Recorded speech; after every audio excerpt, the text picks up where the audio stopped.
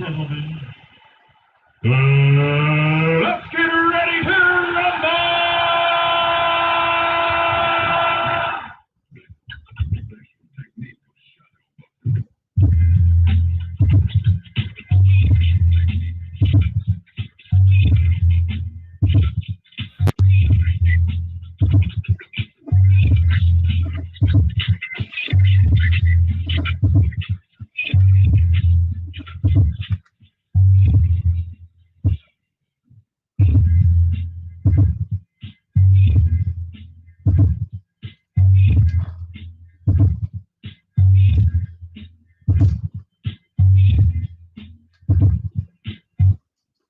Good evening and welcome to the November 29th, 2020 episode of the Boxing Source Radio Show. I am your host, James Bell, the lead boxing analyst for Cohort Truth on Sports and the head of the Boxing Source on social media. You can follow us on Facebook through the Boxing Source. We also have an Instagram page, so you can follow us on Instagram, the Boxing Source. You could also follow us on Twitter at Boxing Source 2. And we do have a YouTube channel. Currently, we are in the middle of a simulcast on the YouTube channel right now with the live session going on. Number to dial in is 347-237-5539. That is 347-237-5539. 5539. Press one key to get on queue and be able to talk live on the show. We got about 2 hours of the live session, and then we're gonna go into overtime here. We got multiple things that we're going to be talking about. We had the I know that there was a fight card on Friday night, so we may touch on that. And then Saturday, of course, we had the well-anticipated fight in the heavyweight division between Daniel Dubois and Joyce. We also had the event that took place in Los Angeles, headlined by Mike Tyson versus Roy Jones. We're going to be going into that in depth here in this particular podcast. And then we're going to go ahead with the preview of the pay-per-view bout for the unified welterweight titles between Errol Spence Jr. and Danny Garcia. So we're going to be covering all of that here in this particular podcast. If you're able to, listen live, we thank you for that. But this will also be available on iTunes, also available on Google Podcasts, Spotify, iHeartRadio, Radio Public, in Anchor.fm. And if you want to pitch in towards the show, or if you have a small company or small business that wants to, advertise on this particular podcast, you could contact us through social media, and we'll be able to work something out there. But just wanted to, get into this particular show, man.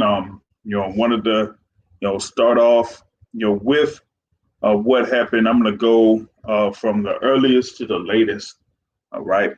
As I want to jump into what happened on Friday. You had a fight card over in Hollywood, Florida, headlined by the fight at super middleweight between Daniel Jacobs and Gabriel Rosado.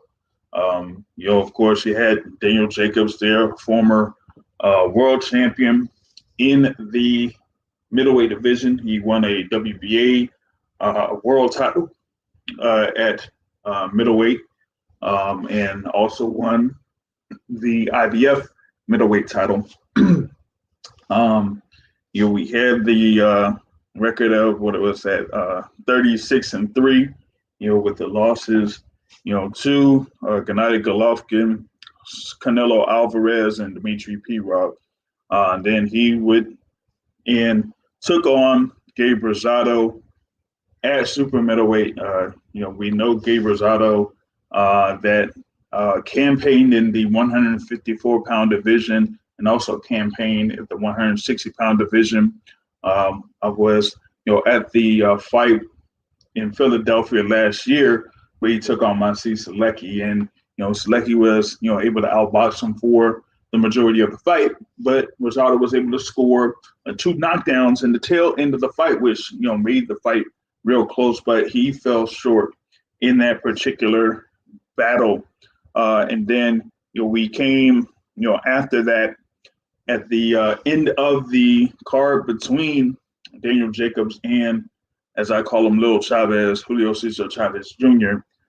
He took on Humberto Ochoa in that fight card that was after the Daniel Jacobs Julio Cesar Chavez Jr. fight.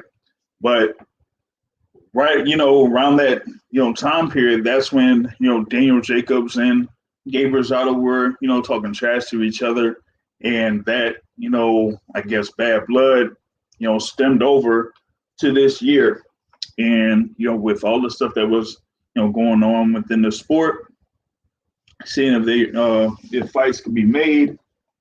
This fight was one that was requested by Daniel Jacobs, so they went ahead and made the fight. I did talk with Daniel Jacobs in the Zoom conference call, and he was saying that he wanted to just go ahead and take care of business in this particular bout, and kind of look ahead to what potentially he has there at 168 pounds. He said he feels really good at 168, and that he didn't have to cut as much weight.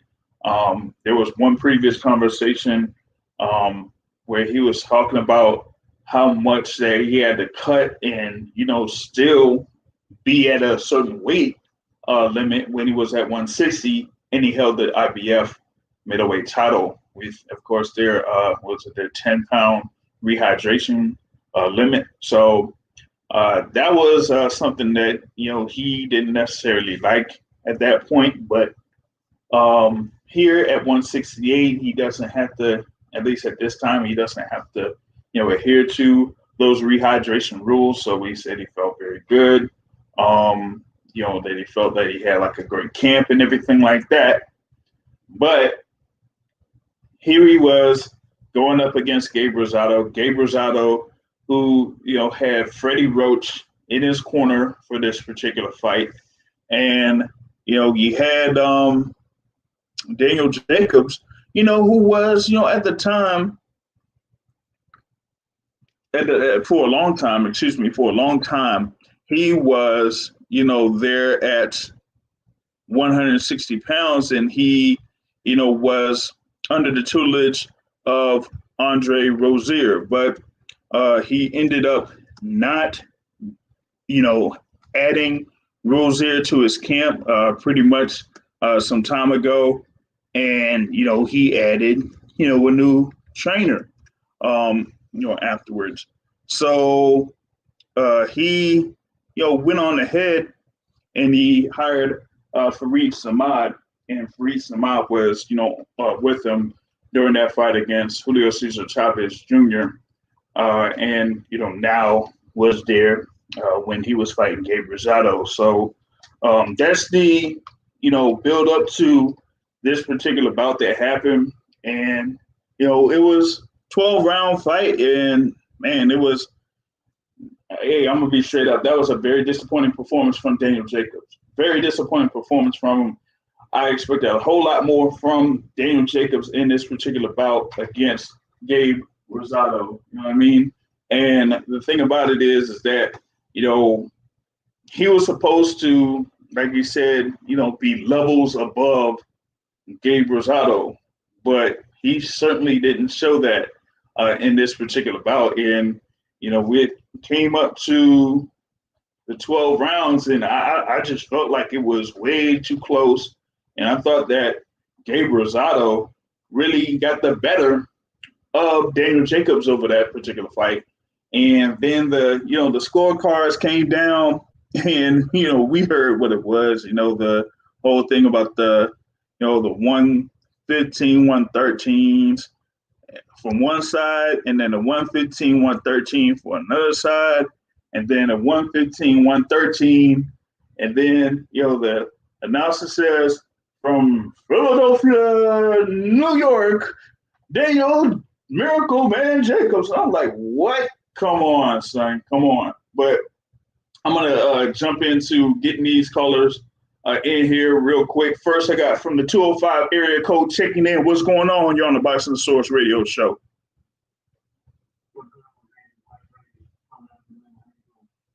Doing good, Brother Mike. Doing good. What's up with you?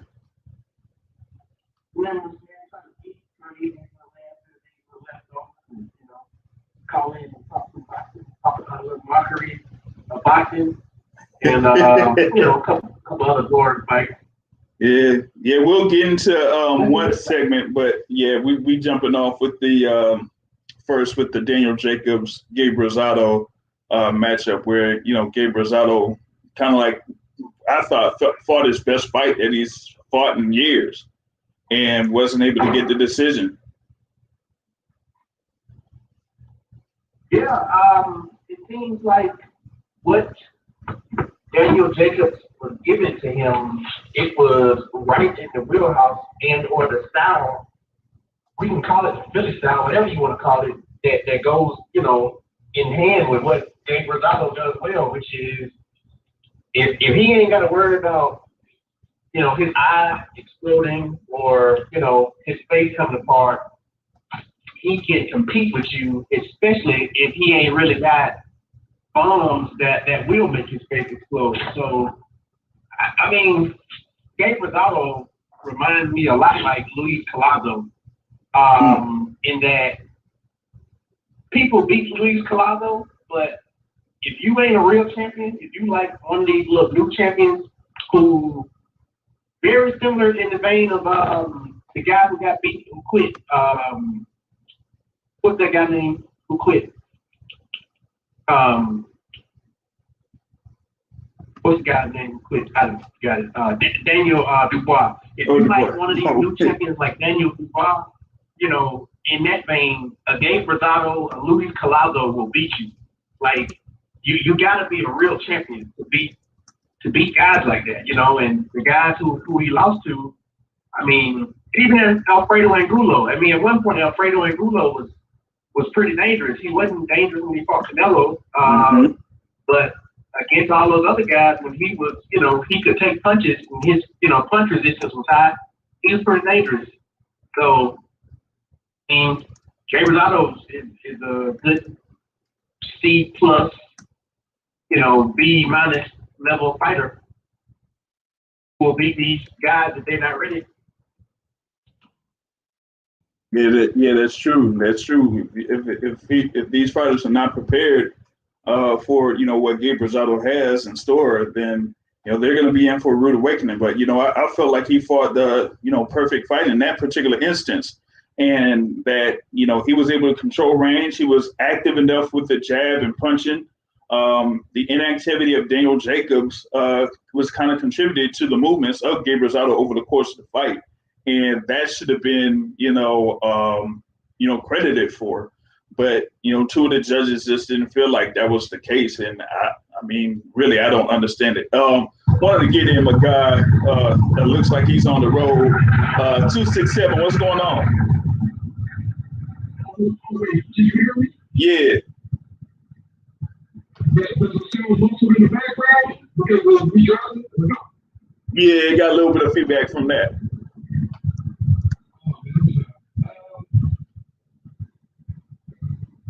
Gabe Rosado controlled that fight. Daniel Jacobs did what he always does. It's just that his name carried him over the threshold, so to speak. Mm-hmm. Because he traditionally had bigger fights. Like he's one of the only guys that right now that the contract up with his own that he can go back and forth making big fights at 168 for PBC and the Metro. So in this sense, the business of boxing jerked another fighter. But right. Daniel Jacobs never had production. You didn't even notice that. It's always like he did. You know, he did good. He did okay, but like, can you honestly say you've seen a great Danny Jacobs performance outside of him catching Peter Cooley? Well, yeah, I mean, he doesn't really, have any, matches where he stands out. As far as like his overall performance, you could go into, his fight with Masi Selecki as an example. You could also, go into, his thing with Sergey Derevianchenko when he won the IBF title. I mean, even with that, that was still a, pretty close bout. It wasn't like he kind of like showed that he was 2 steps better than Sergey Derevianchenko. It was just that he did just enough to win that fight. You know what I mean?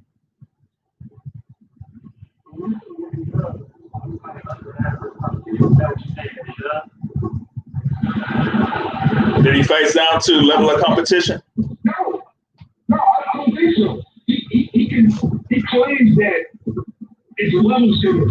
He's just not at the level that he thinks he's at. At the end of the day, did you see a difference between Gabriel Rosado and Danny Jacobs? No.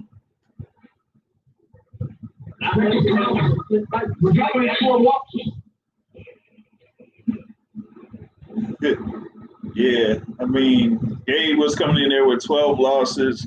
A lot of those, a good number of those were like, decision losses. He was, kind of like, knocked down in a couple of them, but, otherwise he was like basically either stopped or, just got, beat considerably.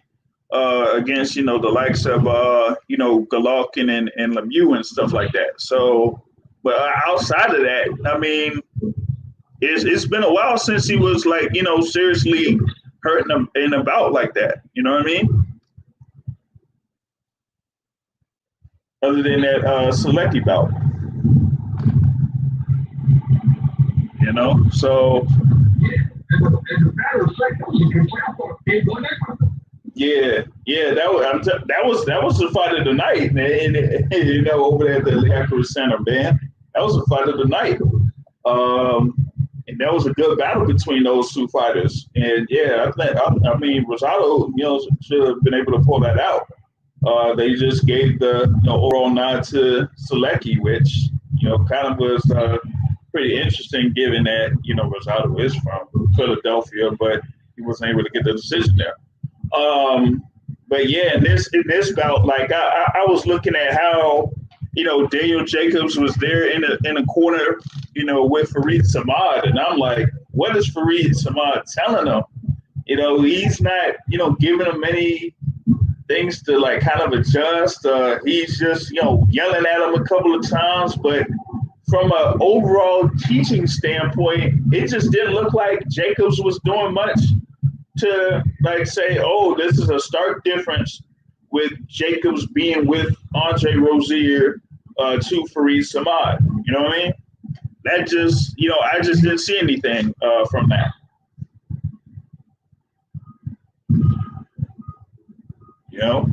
So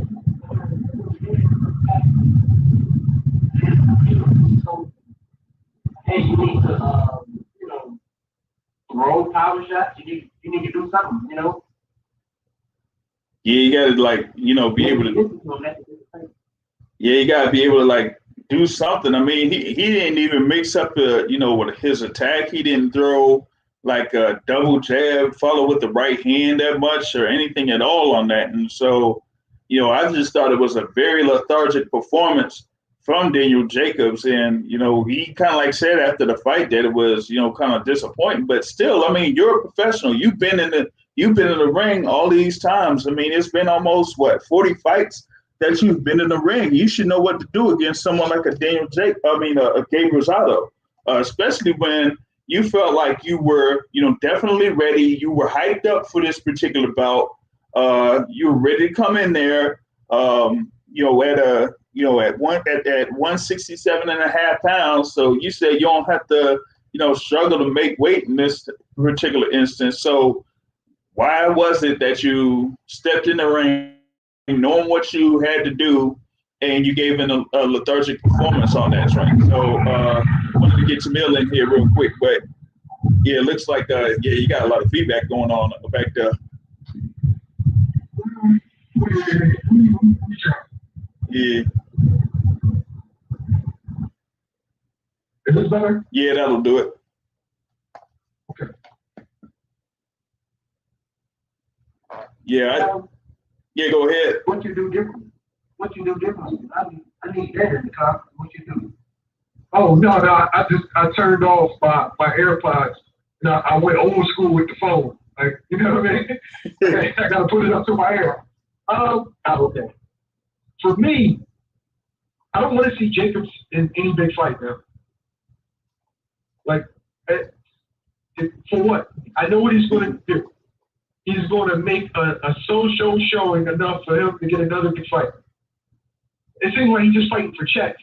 Now, I understand this is business, but I ain't gotta watch that shit. I don't want to see it. I'm not intrigued. You couldn't put away Gabe. Everybody who's on an elite level puts away Gabe. Yep. Everybody makes a statement against Gabriel Rosado. He is the measuring stick, like Mike said earlier. He's the measuring stick. Right. Like, if you can dispatch Gabe, then you're a pretty good guy.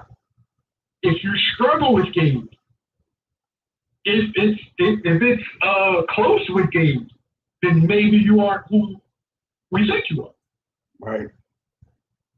But given that, Gabe was coming up to 168 for this fight, Well, I saw his last fight was at 68, was it? Might have been, but it was. Yeah, it was at 168. It was. Yeah, against Humberto Ochoa. This question is for both of you. Who would you intrigue for Jacobs to fight now? Man, he should just fight. You know what? He should fight Caleb Truax. That's who he should fight. Don't if you give a performance like this, you really shouldn't get a title shot. You should just be at the level where we're not saying that you really are ready to fight for a world title at 168. So fight somebody like a Caleb Truax. He's there at 168. He's pretty much up there as far as like the rankings go.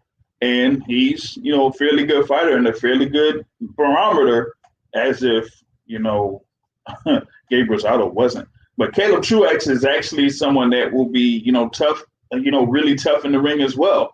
And will, go at it with you. So I say Caleb Truax. I wanted to get in the guy from the 646 area code, the president of the Deontay Wilder fan club should be checking in right here. Mr. Matthew Brown, the head of the rumor report. I'm waiting on my face.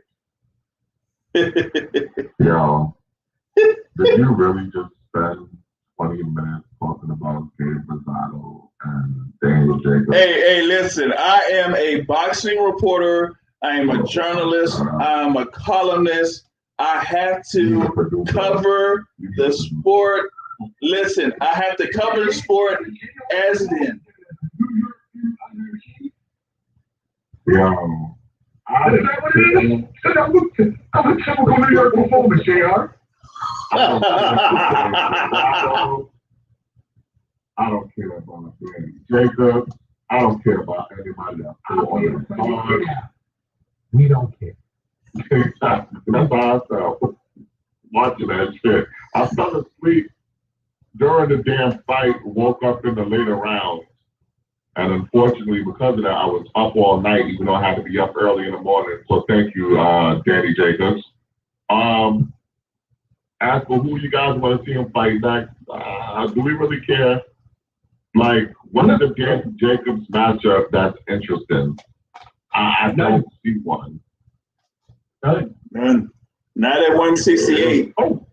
Wait. I got one for you. Berlanga. That's the only one that'll be interesting to me.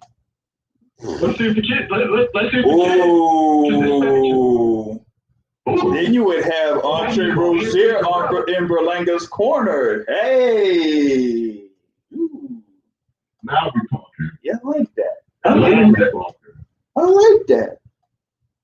like that. Maybe we should start that. Yeah, we should bring up that suggestion. So Daniel Jacobs, you wanted to leave. You wanted to fire Andre Rozier, and you pick up this dude, and he ain't really, teaching you that much, as well as Matt, showed me, earlier today. Lamar Rose Jr. was saying, Daniel Jacobs got to drop that trainer, son. He said he's trash. He's trash. He said that trainer is trash, yo. I'm like, my God, yo. Maybe, maybe you should go over and be on my side, okay? Freddie Roach, and I could give you some pointers, okay?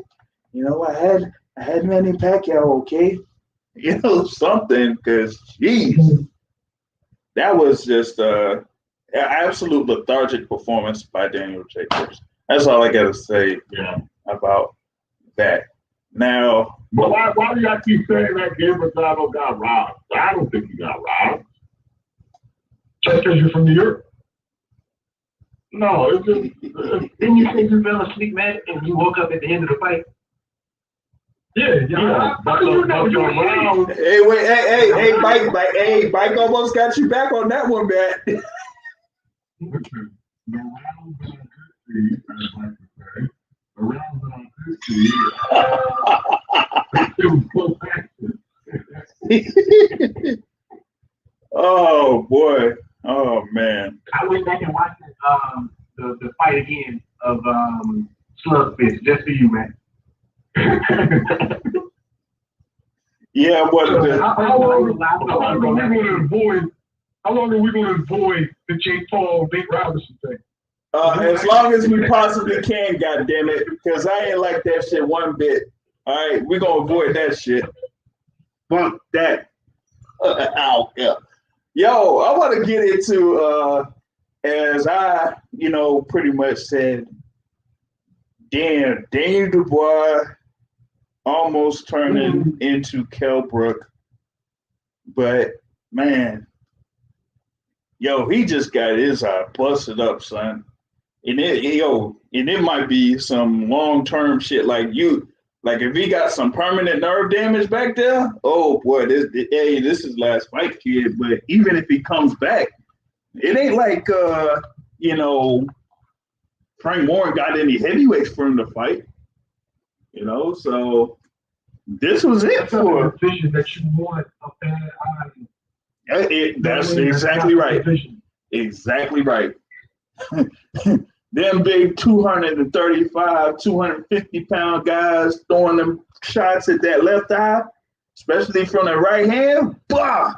Oh no, that's not gonna be a good look for him. But and now everybody knows it, so that's gonna be the eye that people charge.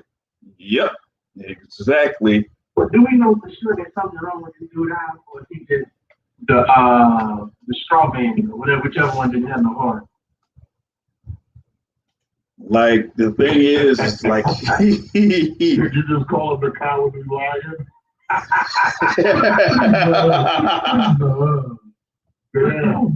Dang, man.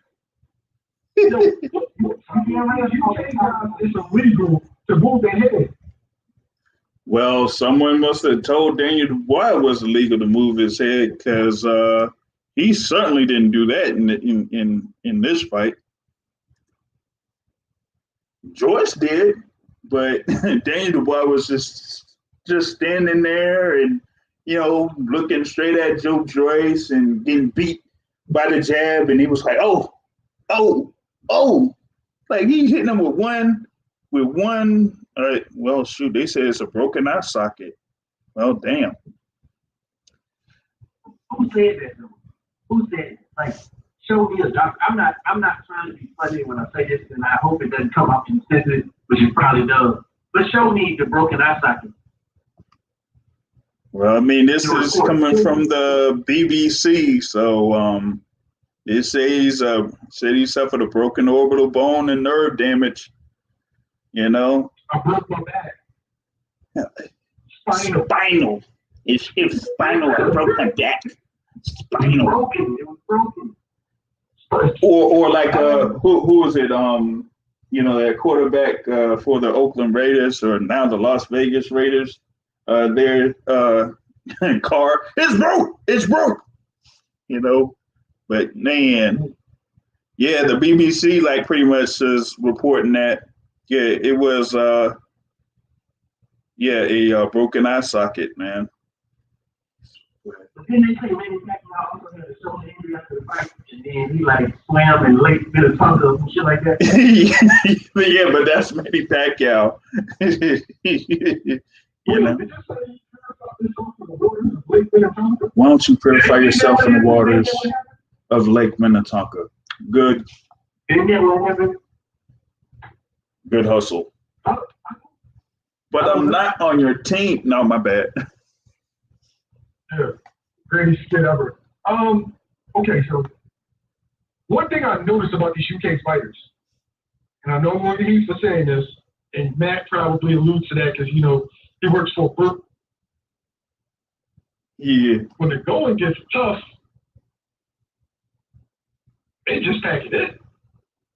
They start to fold, and I'm like, look at They bring their bag to the damn ring with them. like, Right on the outside. shoot, man, you got They turn to the trainer and you just grab that. Just grab that for me. grab the bag. Just grab the bag. You know, there's too much for me. Just grab the bag and we out. You know, grab the bag and we out, son. Like how many times have we seen this shit? Especially with the highly touted prospects that haven't really faced elite competition. As soon as the tough gets going, as soon as stuff gets dark, I don't know if it's their upbringing there. I don't know if it's like the circumstances, because normally fighters come from like real impoverished backgrounds. So they're used to everyday scraping and clawing indoors just to survive. Yeah.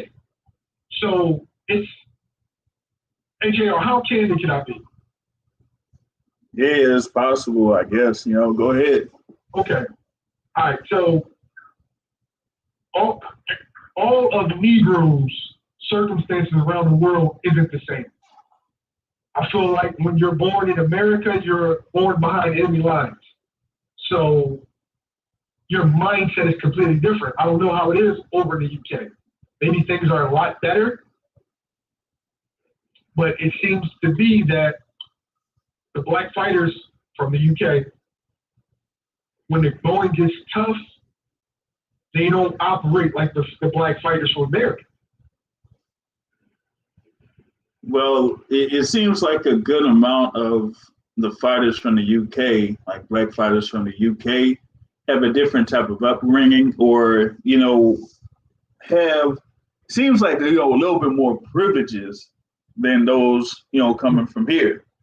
I mean, people, you got people struggling in all countries of the world, including the UK, but it seems like who they push out from the UK doesn't really come from the streets or a hard or not well-to-do background. It seems like it comes from the what is it called, the etiquette school, the school of etiquettes and that type of shit. Something like that, man. But you kind of feel where I'm going at with this. But and what makes it even crazier is that boxing is supposed to be one of the more primary sports that they have over in the UK, because you don't have all the other sports that we have here, like the footballs, the baseballs, the basketballs. They have soccer, they have cricket, they have, a few other sports that they take on, but it's not like it's as versatile as what we have here in the States.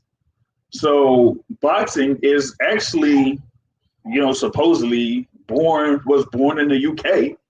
So how is it that you don't have this extensive, history of boxers being, from the UK that establish themselves and get to the top of the or whatever division that they're, that they compete in?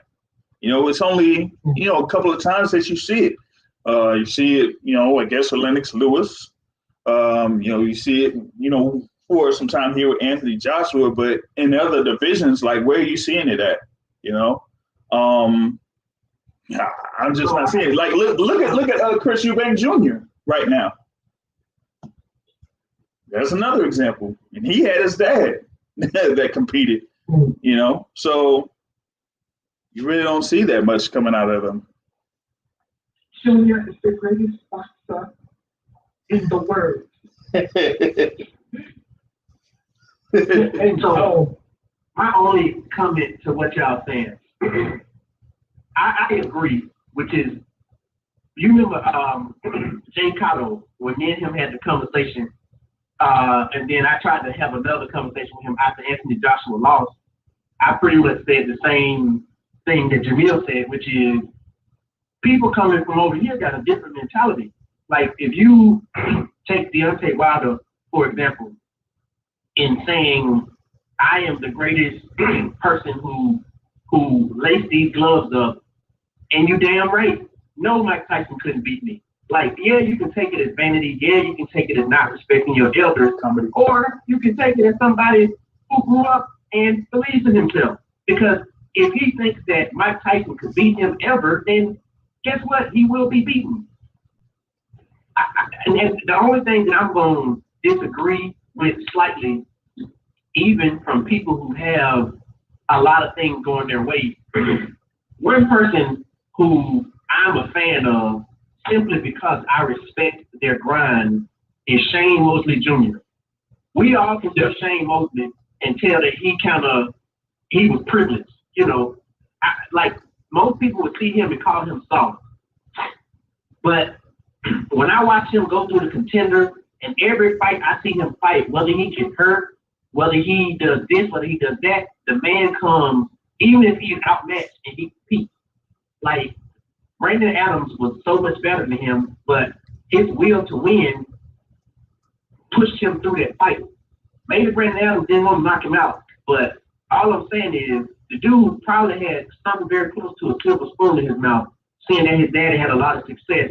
But his grind, his will to win, you can't, that is something that I'm not even going to say it has to be within you, because that's trained. Like, that's a muscle. Like, people say either you got it or you don't. I don't believe that. That's trained. That's a trained muscle.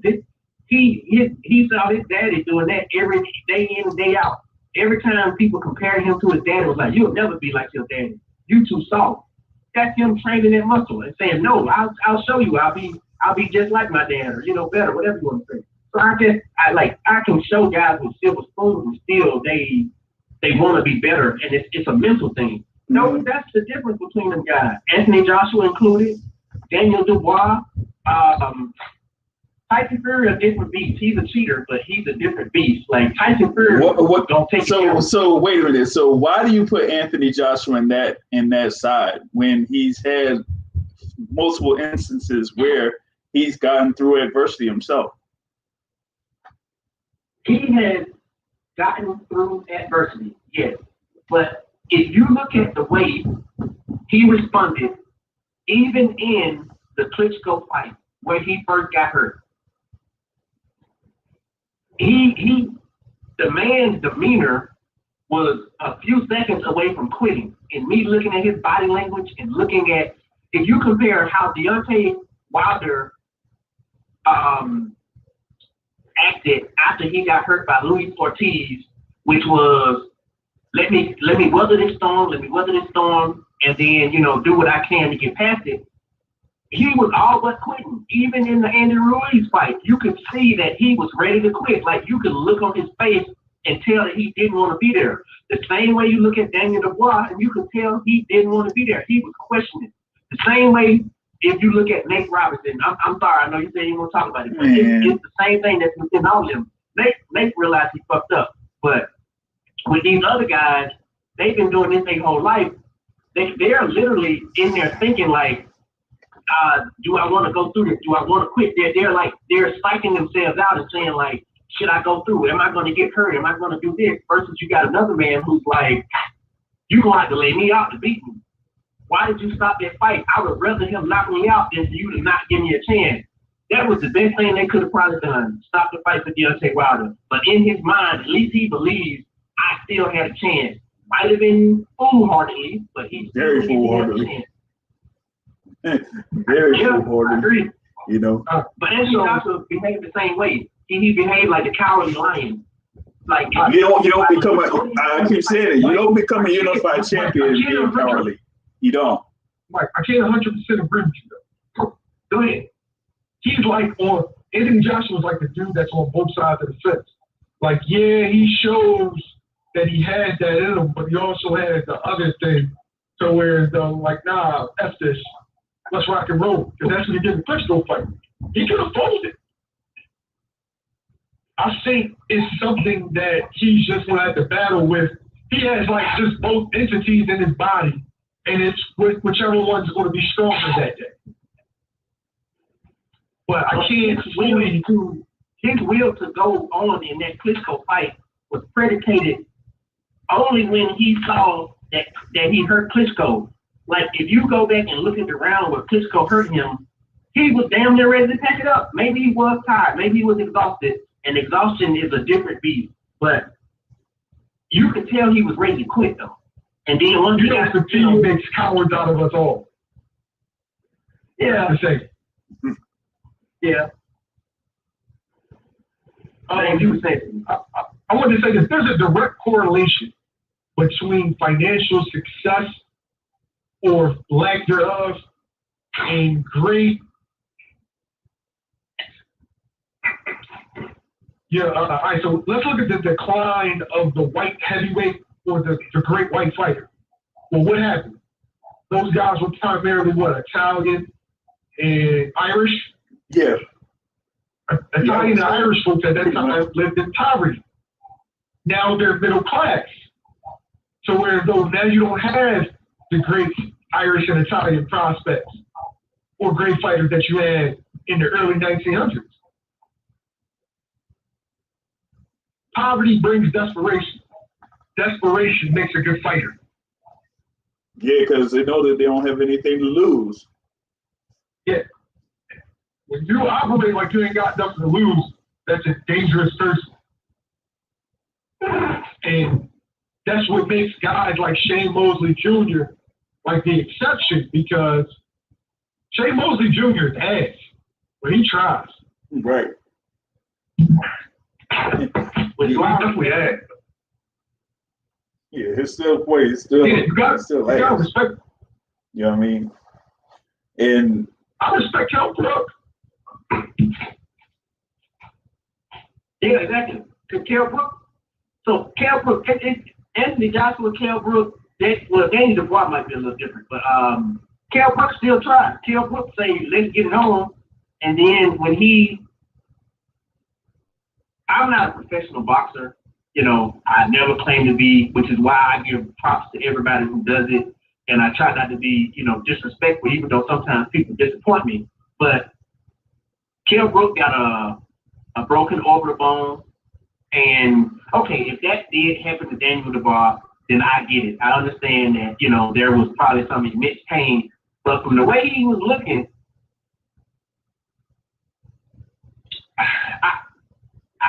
I questioned. I just think he was just ready to just pack it up. He was just like, oh crap. Well, it is. What I started noticing is Slugfish started throwing his right hand more toward the end, and Daniel Dubois was like, crap. He hit me with 5 or 6 of those right hands. I'm getting extremely tired, and I can't see.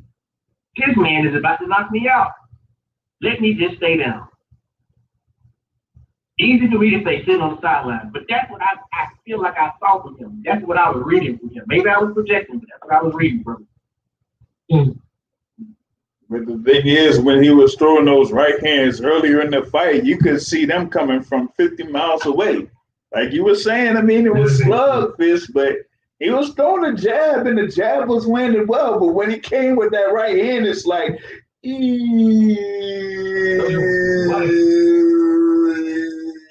I'm like, come on, man.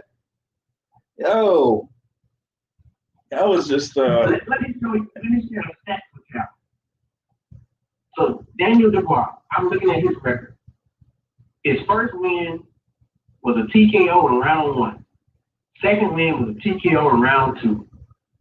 Third win was a TKO in round 1, or the KO in round 1. Fourth win was a KO in round 2. Fifth win was a KO round 1. Sixth win TKO round 2. Seventh win TKO round 3. Eighth win TKO round 5. Ninth win, a unanimous decision over Kevin Johnson for 10 rounds. 10th win KO round 2.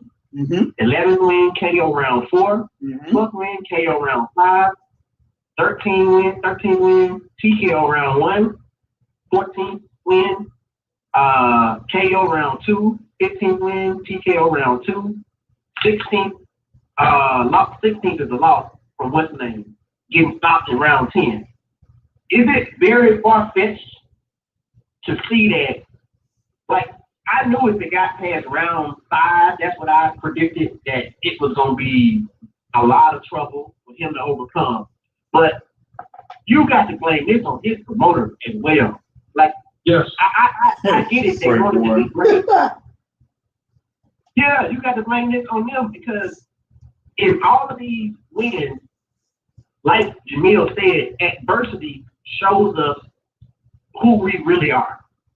And like the reason why I respect Tim Bradley is because I know Tim Bradley tries. Tim Bradley fights above himself. He tries, which is why he did so well in his career.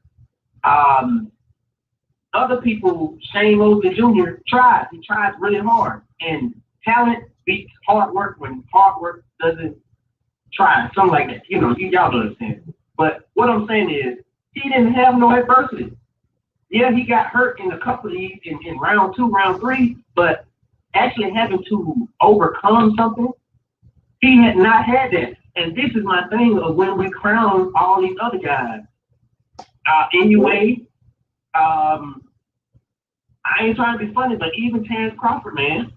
Terrence Crawford, yeah, he got hurt and he dug down deep, but it's going to be another level, and he's going to have to dig down when he fights Sean Porter or, you know, even Manny Pacquiao. Well, he's going to beat Manny Pacquiao, but, you know, like, if he fights these top guys, there's going to be another level he's going to have to dig down in. This ain't very offensive to see that this dude was going to quit, because he never had this adversity before. Well, all right, as far as Terrence Crawford goes, there's a reason why he doesn't want to fight Sean Porter. Sean Porter exposes everybody, right? So if Terrence Crawford struggles with Sean Porter and maybe squeaks out a victory, is he viewed still in the same light? No. And that may be an excuse that people use for him not to get the big fights. Like, he's not stupid. He be talking that friend, brother shit. Team Porter, like, we want to fight. Yeah. And his fans don't want to come to grips with Terrence Crawford is just like any other fighter. Business first. Or the new age fighter, business first. They want to make him a knight of old, a superhero that only cares about the code. No, he wants his checks. Right. Because I mean, if it's, you know, really about kind of like making a name for yourself, like, where is the point where he just says, you know what, I'm willing to do what it takes to make the fight happen. Like, I'm willing to, you know, if I have to take the shorter amount of the split, then so be it. You know, like, I'll do that in order to make this fight happen. Or, you know, I'll go ahead and do this, you know, pay this fighter this amount of money so that I make the fight, and then I get the win and boost my name up so that once I do get or try to get the fight that I want, I get paid the amount that I want for that fight. You know what I mean? So I guess we don't really see that coming out of Terrence Crawford and his team at this particular point. And that's why, like, with the fight against Sean Porter, I've always said that is the fight that he really should go after to make him get the status that he wants to get if he wants to have the fight against Errol Spence and make it the super fight that they want to make it,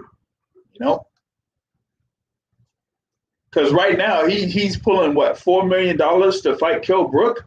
Like, that's not gonna cut it. It's not gonna cut it. And for Daniel Dubois, this kind of reminds me, actually a little bit worse in a sense.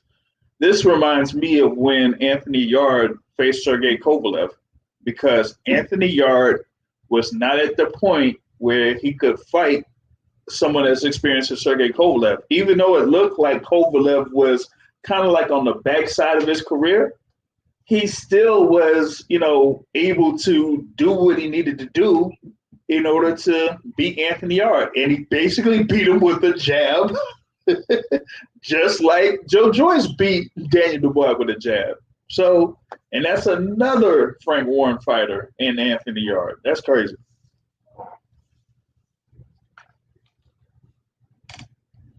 Yeah, that's a good problem.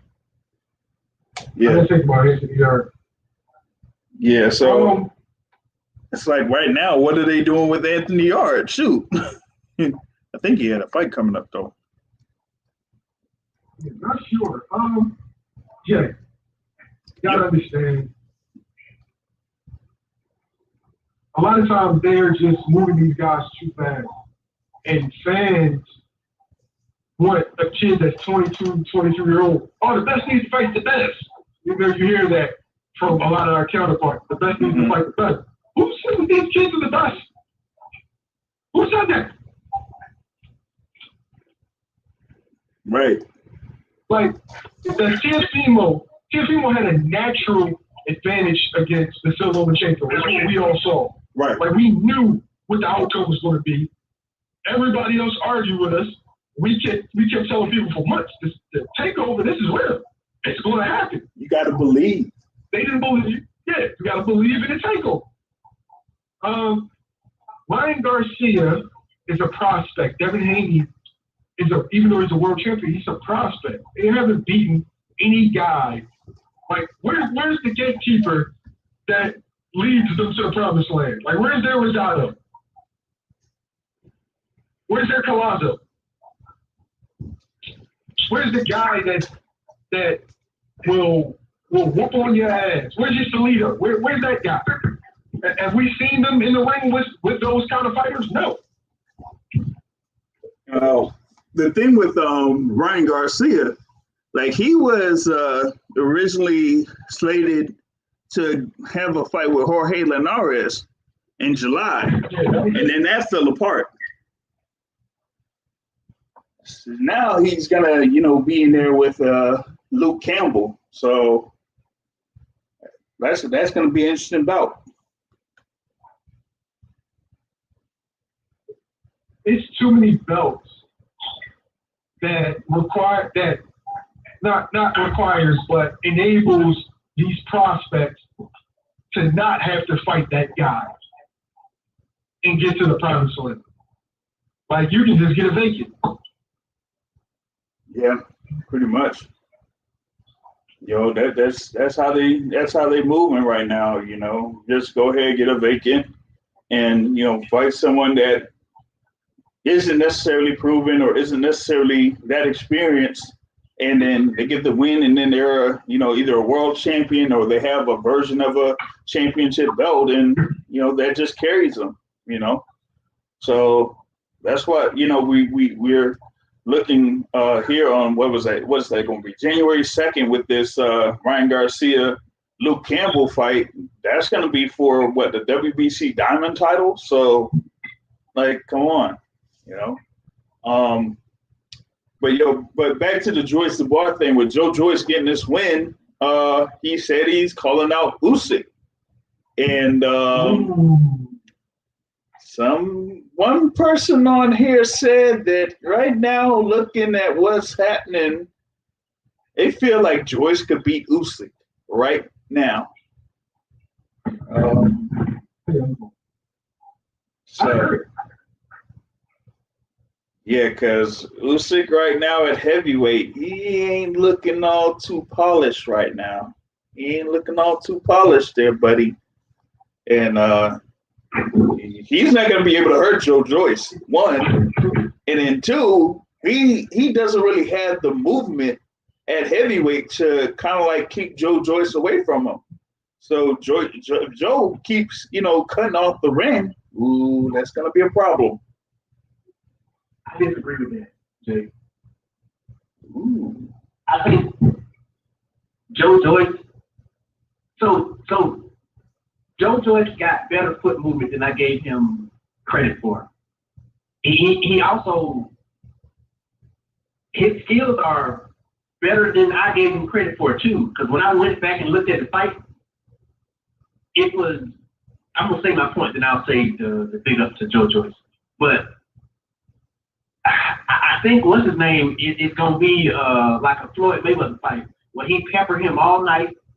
Usyk pepper him all night. The same way he probably won the thing, the World Series. He pepper him all night, and then Joe Joyce throw that little slug right in, whoa, then miss. And I mean, maybe if he jab, it might be more interesting. But he's just gonna get touched all night with soft shots, top, and what's his name gonna move and reset. And it'll be a boring fight, and Usyk will win a unanimous decision probably, or something close to it. In Great Britain? Woo! Listen, if Usyk fights Joe Joyce, he's gonna get stopped. Usyk is too fat at heavyweight, too soft around the middle, and he don't like it to the body. Now, what a lot of people missed yesterday was that Joe Joyce was really invested to the body of Daniel Dubois, not only with the jab, he was also hitting him with that straight right to the body consistently. And one thing we saw, Chisora was beating up Usyk to the body, and Usyk was almost like he was doubling over, like he didn't like it. Joe Joyce is going to beat him if they fight. I don't think he's going to take the fight. Yeah, I doubt that he's going to take the fight. He's gonna say, "Hey, Paco Valcarcel, that mandatory designation that you gave me. You know what? I want to go ahead and exercise that." He basically said that, before the Chisora fight. He said, him and his manager, was it Krasnip? They said they'll go ahead and have Joshua fulfill his IBF mandatory as long as they get that WBO mandatory next. So you have the fight, Joshua versus Pulev, and then after that they're gonna say, "Hey, I'm over here. I want that fight." But that's basically how that's gonna go. And with that being said, he gets that mandatory thing exercised, and you have Joe Joyce.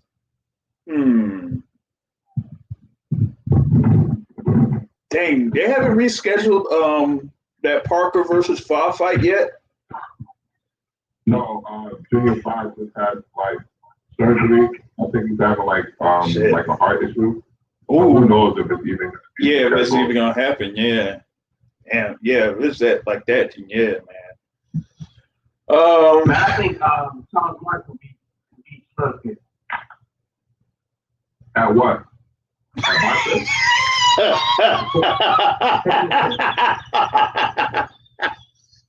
I think I want to look like a guy himself can be slugged.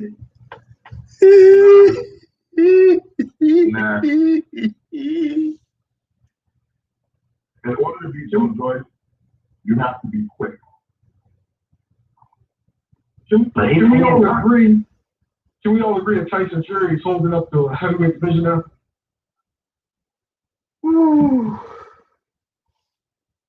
As long as he's trying to get out of that Wilder fight.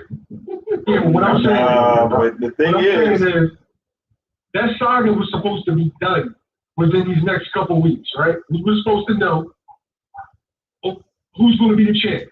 And then I would imagine one of them was going to take a fight in between, just in case if Joshua had the WBO. But there's a lot of people still waiting. Like, we don't know what's going to happen with Usyk. like, And then Charles Martin is going to end up being a mandatory. And then you have Joe Joyce coming off of a big win. And then you have Billy White and Povetkin. Like, it's so much up in the air, and it all centers around the man that never honors his word. well, the thing is going to end up being that Disney. I'm still like saying, where is Disney in all this? Because that's like the biggest fight that could be made for both fighters. That's the most lucrative fight that could be made for both fighters at this particular juncture, because they can't really get the Joshua fight because he's going to be locked up for another 6+ months. So why not just go ahead and have this fight, get it over with, and you'll have the money that you get off that fight, and then after that fight happens, you go ahead and get that mandatory over with. And You know why? You know why Tyson Fury closing it up? Because when you are a thief, oh and God, you know that you got ill-gotten goods, you are not confident that you can pull it off again, because now all eyes will be on you. oh God. You know what's, JR, you know what's funny? I hear your sentiments, right? But I'm my ears inclined to still agree here. with Matthew, and I'll tell you why, right? Is Bill Belichick the greatest? Is he one of the head coaches, right? Oh yeah. No, I said, would you agree that Bill Belichick's one of the greatest head coaches? Yeah, but I don't really like Bill Belichick that much. I mean, Yeah, but you would agree, right? Okay. Would you agree that he doesn't really have to cheat? No. It's something about cheaters that it makes them feel comfortable. Like even if they don't have to, it's that extra advantage, something that they can hang their head on. Now, I'm not telling you there's 8 weights or anything like that. I'm saying we all know he's a dirty fighter. But now that so many allegations are on him, everybody's going to be watching his every move. Yep. That is going to make a dude like Tyson Fury uncomfortable. And one thing I know about athletes is anything that makes them uncomfortable, it ends up affecting their performance. Like they're creatures of habit. He needs to just go ahead and get this fight over with, and just if he beats Deontay Wilder, then he just pretty much proves that he's the better fighter, and that is that. I have to bring up something from last week that Matt was talking about, because he said that he didn't like Mike Tyson because of a certain series of comments that he made. But come to find out that Roy Jones pretty much made the same comments as well. So, hey, I don't know what Matt has to say about that, but wanted to, segue into the events, the main event. These two drunk uncles fighting in the cookout, and Grandma has to break it up. 54-year-old Mike Tyson and 51-year-old Roy Jones Jr. in the ring.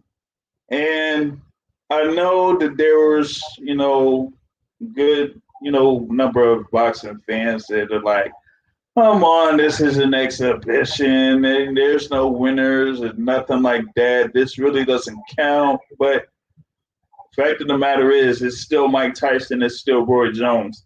And looking at the fight, that ended up being better for me. It ended up being better than I expected it to be. One, it went all 8 rounds. Two, both fighters were able to, showcase what they could still do at this particular point of their lives. And three, they both came out not being seriously hurt. So as long as they were able to get out of that fight, pretty much unscathed or whatnot, then that's all good for me. Especially when they had like that accidental headbutt in the 3rd round. We thought that Roy Jones would be cut, but he wasn't. So they were able to get through those 8 rounds. Yeah, they would have stopped the fight if it was a cut. So I just felt like it was, all good for, both fighters. And, Mike Tyson was just saying that. I mean, come on, I was able to get you there, man. Plan to, everybody has a plan until you get hit. But I got hit and then I hit back. That's, what he was doing. So I wanted y'all thoughts. I wanted y'all thoughts on this, and then I'm gonna try to get at it from a business perspective. So I'm gonna start with you, Mike. What you thought about it? Are we talking about 2 old men fighting over what were my thoughts on the fight? I think that obviously these are 2 old men fighting, 2 former shells of themselves. I think it was enlightening to see Mike Tyson get himself in the mindset of, because it seems like he only got like one switch. He on or off. He has worked hard on his image. It's probably the same way George Foreman did, to be likable with people and things like that. And so now with his switch being off, he makes a point to be likable. But when he cut his switch on, you can see there were glimpses where he like, hey man, we fighting, let's fight. And so to see him to, get his 50-year-old body ready and, to see him take it serious and transform his body and he'll probably be in better shape than me. It is, it's enlightening to see that. I think that the fact that they had those names, Mike Tyson specifically, brought a lot of eyes to it. I mean, obviously they had all these gimmick fights too that brought eyes, but I think it was refreshing to see. The thing that pissed me off about it though, I had people asking me, am I gonna watch the Jake Paul fight? And they wasn't asking me, am I gonna watch the Tyson fight? And it was just like, it was so annoying. It was just annoying. Because, like even though you need that stuff, and maybe that's a good tactic to bring people, casual fans to the sport, having a YouTube fighter on your card. Maybe that's the route to get all these eyes and stuff. But people was asking me about the Jake Paul fight and Nate Robinson. I was like, that's a sham, And then they probably think I'm elitist because I like watching real boxing matches because I watch it, every weekend, right, or whatever. But I don't know. I just thought it mattered more in terms of what they were able to do in terms of the eyes, the number of eyes that they brought to the sport than the match itself. I think that was the bigger theme than the match itself. But I definitely would like to see what's the other New York guy? Let's Go Champ. It's the champ. Mike Tyson fight. I think that would be a much better fight. I think somebody would get knocked out in that fight. And even though people probably would care about that one less, I don't know. Who knows? I think people may not care, but I think that'll be a better fight. That'll be we'll see somebody get knocked out. I think that would, it'd be more appealing on the eyes for the casual fan and for us boxing fans. I would rather see that. You know what that fight showed me? For that, Mike Tyson can't beat Roy. Cannot be. Yeah, if they were at their best, I would still pick Roy. Oh yeah, I mean Roy would have won, and I mean he would have done less of what he did, but that would have been the same plan. Hit, move, hold, hit, move, hold. And it would have been a lot more effective Yeah, it would have been more. He would have thrown more punches, really, and it would have frustrated Mike. He would have. But it really showed me that for as good as Mike Tyson was at his best, the only fighter I can say that might have been as good as Roy at their peak is Cassius Clay. That's it. I don't think anybody is ever going to have a peak like that. Roy is like superhuman. Oh yeah. So one thing that kind of I wish Mike Tyson would have done. Mike Tyson didn't jab. He would have had more success in hitting him with them hooks if he would have jabbed. Like I get he old and all they were practicing on was just like left movement, right movement. You know the whole like getting in and moving to the side. I know that looked good for TV and stuff, but where's your jab, Mike Tyson? Because I promise you would have hit him a lot more if you would have used that. Yeah, but he kind of isn't. He wasn't really like someone that kind of like tried to, get into you with a jab or start with a jab. He just wanted to bob. The bob and weave was basically like his defense in order to get to the inside and do a double hook or do a hook and an uppercut. Because a lot of the times he was just there with the power shots. That's how we got those opponents. He really didn't, utilize a jab or use it to, his advantage against many of his opponents. So he just burrowed his way in like he was, like Joe Frazier. Joe Frazier had that bob and weave style, cover up your, your face a little bit and then try to get to the inside and then hit you with the, left hook and then come out, with a follow up right. That's, basically what Mike Tyson usually did. So once he got to the inside, it was basically over, for his opponents. But as far as like an overall jab, yeah, he wasn't like really known for, having a good jab. And yeah, the thing with Roy, they could have fought in 2003, either 2003, 2004. And I know that, Mike was pretty much in a downturn at that particular point, but he was still, very relevant in the heavyweight, division at that particular time. And they could have fought for about, let's say 15 million each, either like 15 million each or one would have had 17 million and another 15 million. If Roy Jones would have took that fight, that would have been his legacy fight, right there. And he would have, I felt like he would have won, man, and then he would have, been the undisputed pound for pound king there. Best pound for pound is mine. Hit Percy Harris with 4 hooks in one time. Y'all must have forgot. But he went on ahead and went down to light heavyweight to fight Antonio Tarver for that first fight. And then let's see. Yeah.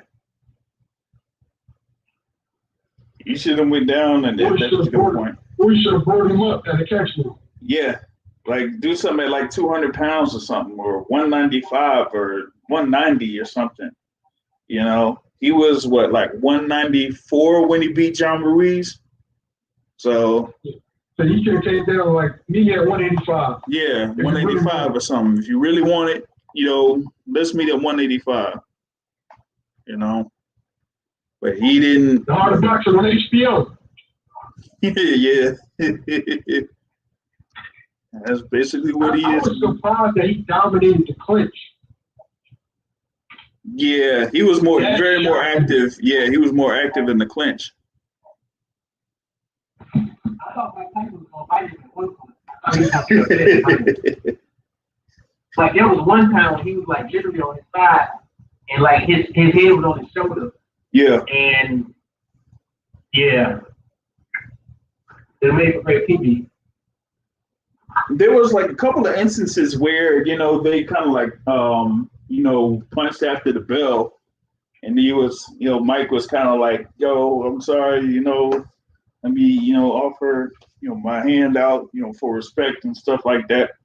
So that just, that goes into him, trying to like y'all said, clean up his overall image and stuff like that. So, and you kind of like seen that after the fight, like how he was talking. He was talking almost like he was, motivational or something like that. He was like, "Yo, boy, you did great. You did great, man. I mean, you out there, you were doing your thing, So he's You didn't quit. yeah, you didn't quit. You didn't quit, and I think that's what he was trying to build. Everybody thought, Warren was going to get knocked out. Remember that? Yeah, that's what they were saying. Once the fight was announced, they were like, "Yo, Roy's gonna get himself knocked out." That's basically what they were saying. It was gonna be knocked out. It was disrespectful to me. Like y'all did, because y'all forget y'all dealing with Superman. Like, you know what I mean? Like they see a couple 3-second clips of Mike, and they're like, "Oh shit, Mike's back." He brings something out of the casual fan that just can't be duplicated. With a beat for now, Hawkins won the IBF. The right was hurt, beat him with the left. Y'all must have forgot.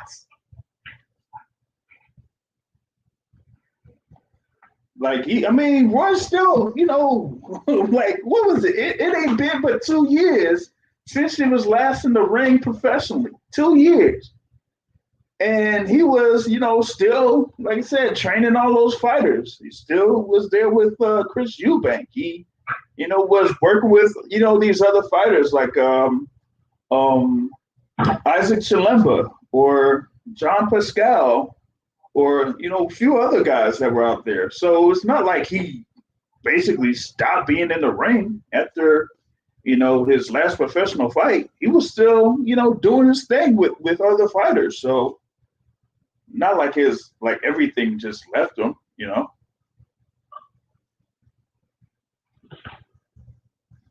But I know, but I ain't hear from Mr. 646 on this, man, because I was about to, go into the business aspect of it, because I'm thinking that these numbers for the pay-per-view, that people are going to be surprised at them numbers.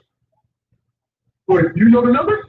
Now, I don't know the numbers right now. I don't think it's been released yet. At least I haven't seen it. I'm gonna be honest with you.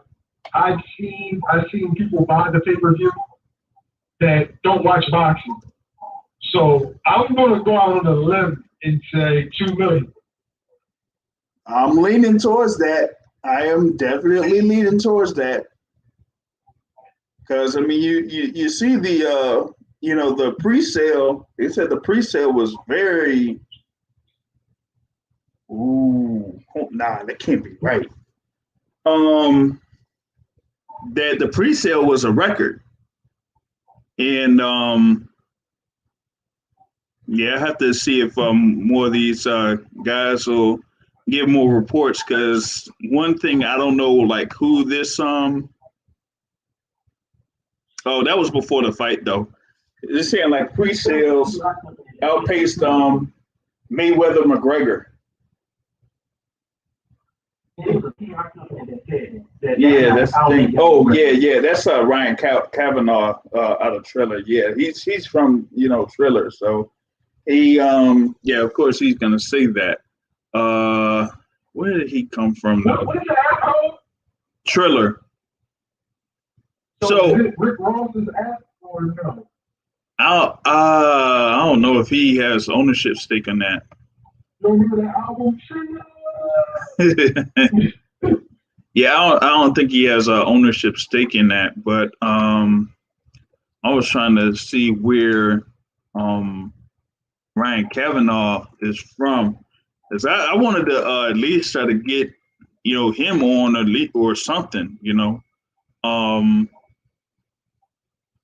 because he's part of the staff for this thing, so.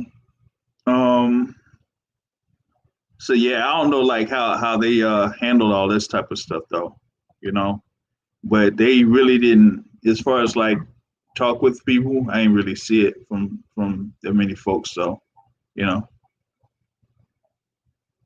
But yeah, I think these numbers are going to be really high because a lot of people were talking about it before the fight happened, and they were talking about it during the fight. You had the whole thing with Snoop Dogg being on there.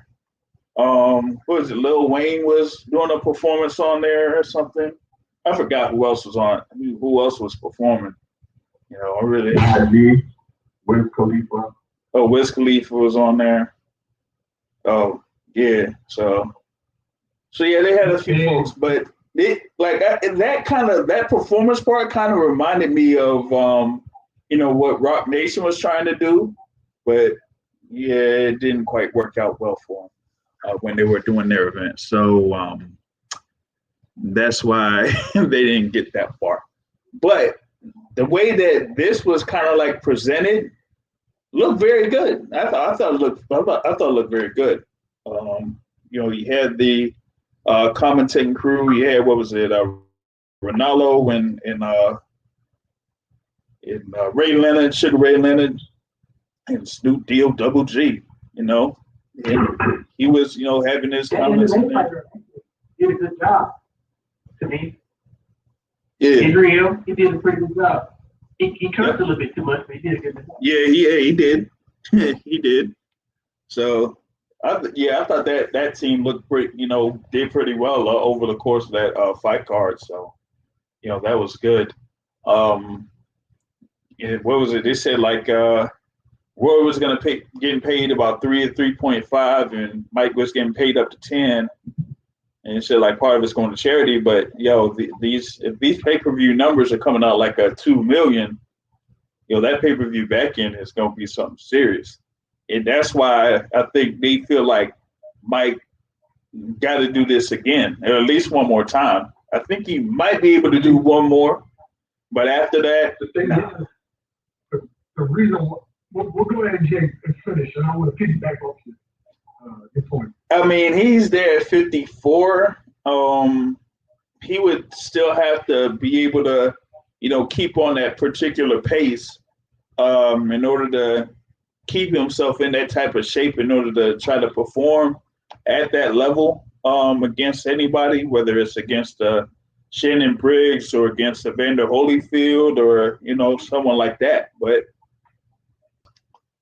it's a wait and see approach with it. But, it seems like, a lot of people were talking about it and that they want to see, I think they still want to see Mike Tyson there in the ring once again. And you have a combination there. Of course, you had a lot of people talking about Snoop Dogg's comments. So they want to see Snoop, commentating again. So I see a repeat fight happening within the next six or 7 months. I think they're going to be back in the summertime. For me, the only reason why this fight did it really well is because it was a fight that we wanted to see, that we never got a chance to see. It can't be anything that we already know the outcome when they were at their best. It has to be something, it has to be a bucket list, like Roy Jones versus Anderson Silva is going to be one. Hell no. Nobody care about that. I don't believe it. They need to do Tyson versus Lewis Part 2. No. And then put Jake Paul versus KSI as the co-feature. Payback. On the front of the Maybach, it says payback. Telling you, man. y'all sleeping on this.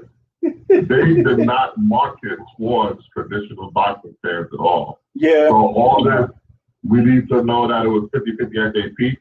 Nobody cares about that.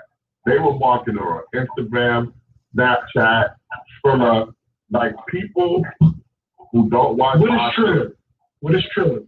Triller is the original TikTok. TikTok stole everything from Triller, basically. So it's like how Facebook pretty much stole stuff from MySpace. Oh no, my bad. Sorry. Exactly. Did they win the lawsuit? It's still in litigation. Okay. But with Trump trying to kick TikTok out of the United States, it's not really going to matter anyway. But my whole thing is they marketed to the younger audience who didn't really know Mike Tyson. They only heard stories. if you look at social media, the only people that were complaining were traditional boxing writers. Right. You had Kevin Iole complaining. You know, Dan Rayfield, this is going to be dreadful. You had, and you know, it's funny, Dan changed his tune because they actually paid him to promote it. But we won't get into that. he admitted that on the Chris Mannix podcast, by the way. Wow. That they paid him to promote it. I'll put that video up. Also, Mike Coppinger, he was mad because he didn't get invited to the event. You know, because nobody cares about the traditional boxers. Like you tell people, nobody cares about these dinosaur writers. They care about the new media only, a better way to engage the consumer. No one's gonna watch a fight because Mike Coppinger tells them to watch the fight. No one's gonna watch a fight because Kevin Iole said you should watch it. You know, so they got directly to the people. It was rappers talking about it, basketball players talking about it, baseball players, basketball players. Exactly. You had everybody who matters to the consumer talking about the fight and promoting the fight.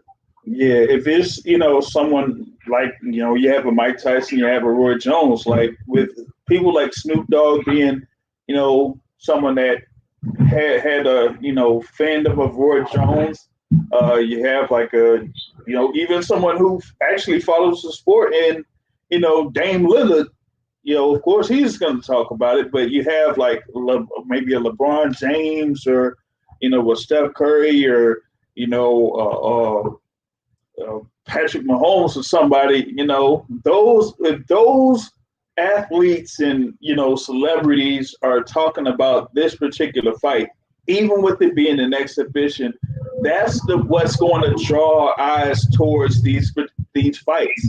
So unless if you have those guys, you know, constantly talking about a Errol Spence or a Terrence Crawford or a Deontay Wilder or Anthony Joshua or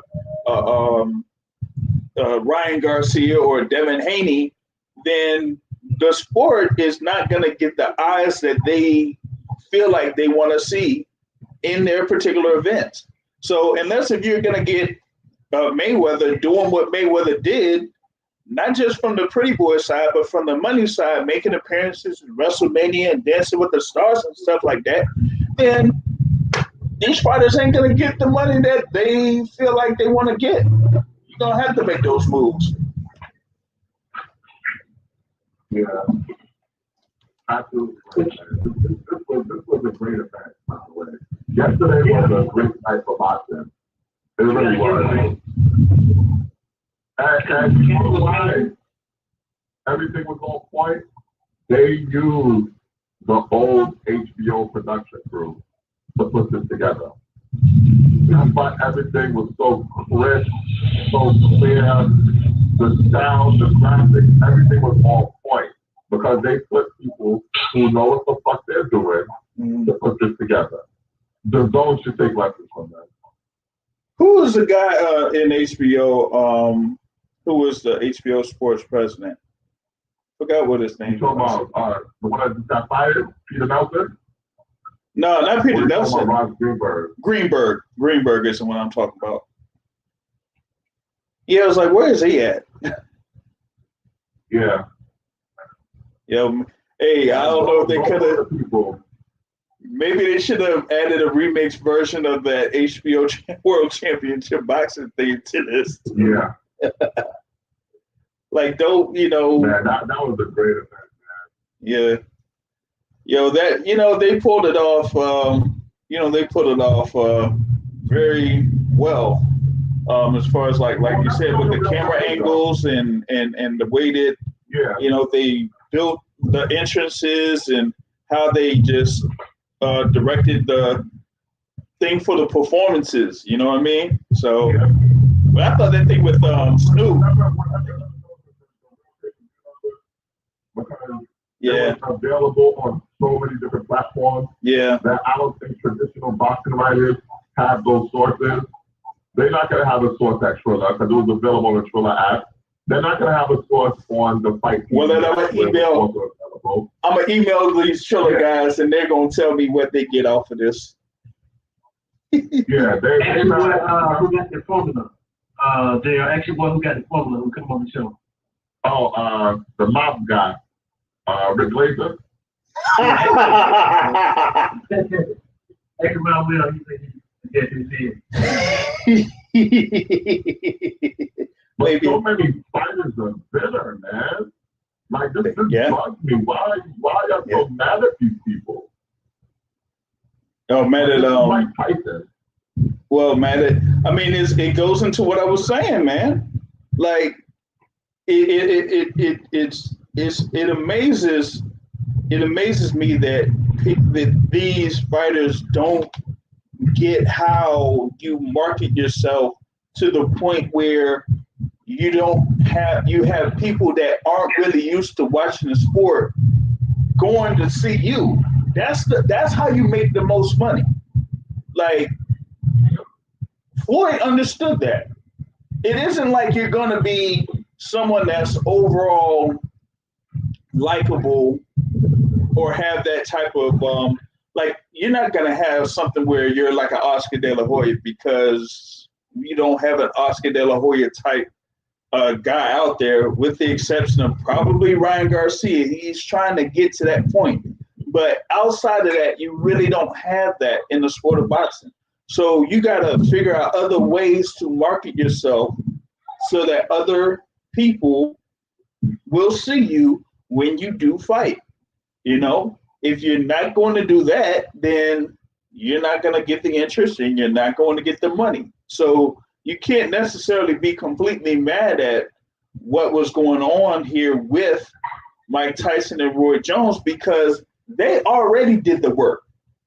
You know, whether it's, Tyson just being Tyson, or Roy Jones being as talented as he is or was, and still being able to, release a whole rap album, or play basketball and then be in a fight the same night. Like, if you're not doing that, then what else can we say? So, and it's not like you didn't have these other sports in the 1980s and 1990s. You had the NFL, you had NBA. The NBA was at pretty much its peak from the 80s and 90s from a marketing perspective, So how is it that even with all of that going on, Mike Tyson and Roy Jones were able to become as big as they were, Like it was Mike and Mike. Like Mike Tyson and Michael Jordan, So how is it that they were able to do their thing like that, but you can't figure out how to make yourself be at least near as a level as that right now? Yeah, y'all gotta. That's because boxers can't get out of their own way, JR. How many times you gotta chase one of these dudes to get an interview? True. They think just because they make weight, like they're looking at this all wrong. They're looking at it completely as sport, and it is, but it's entertainment. Right. Are you entertaining the fans? Like, are you engaging with your public? Are you actively trying to get more fans, or are you happy with your network guarantee and you're just gonna go out here and fight guys who used to be good, and then complain about the fights that you can't get? Like when Matt said the Bomac, when Matt said the Bomac was real shit, why do I care about this event if all I'm hearing about is fights that he can't get? Yep. Like what? Like I'm tired of this station. Yeah, that's the thing, man. It's like, how are you going to, get the fights that you want when you don't have the backing, from your own promotional company, and then two, enough of a following so that you have a whole bunch of people watching your fights. You see, like I'm kind of curious to see what happens next week with the fight card of Errol Spence and Danny Garcia. I'm liking what Fox is doing. They've done it for at least 3 weeks now, where if it's like another, event that's going on the Fox, family of networks, they're putting in the commercials for Errol Spence Jr. and Danny Garcia. So you've seen it on the NFL on Fox. You've seen it on, probably WWE SmackDown or whatever it is. But they're putting it out there that this is going to be, a fight or whatnot. So they're pretty much putting in the work. But for these other guys or these other fighters, like, come on, y'all. If your network or your promotional company ain't doing it for you, then you're gonna have to do it yourself. And here's the thing too, right?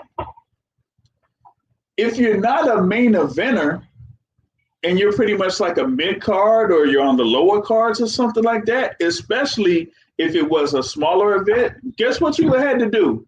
You had to go out in the streets. You had to hit the the bars and the gyms and all types of stuff, or put up flyers and say, hey, I'm going to be fighting in this card, on such and such date.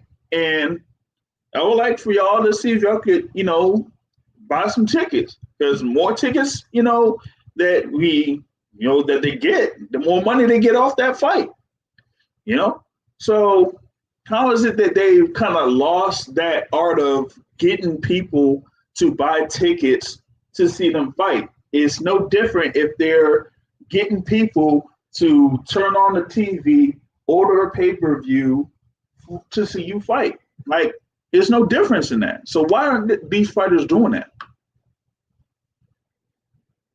I think what y'all said earlier, that the formula that Tula had is probably the formula that people need to go, because it is sports entertainment. That's the reason why people still watch wrestling, because there's that entertainment component. And so what do you have to do? You have to immerse all of the other forms of entertainment that are more popular and intertwine them, because what you want to do is make associations of an NBA player, which they got the NBA crowd, and then they got the NBA crowd talking about it by Nate Robinson. You want all the performers, so you got all these artists, so you want all these artists who got other artists talking about these artists, and then you got the MMA crowd by Israel, and then it's like so many avenues. Like that was actually a smart. Like I'm the fight itself, okay, what you do, but just the production, the thought behind it, the marketing and all of that, yeah. The marketing, yeah, that's the big thing behind it.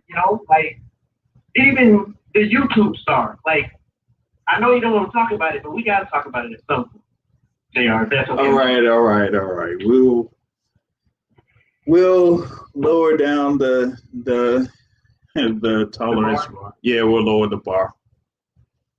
The bar was low when we started talking about Jacob Rosado.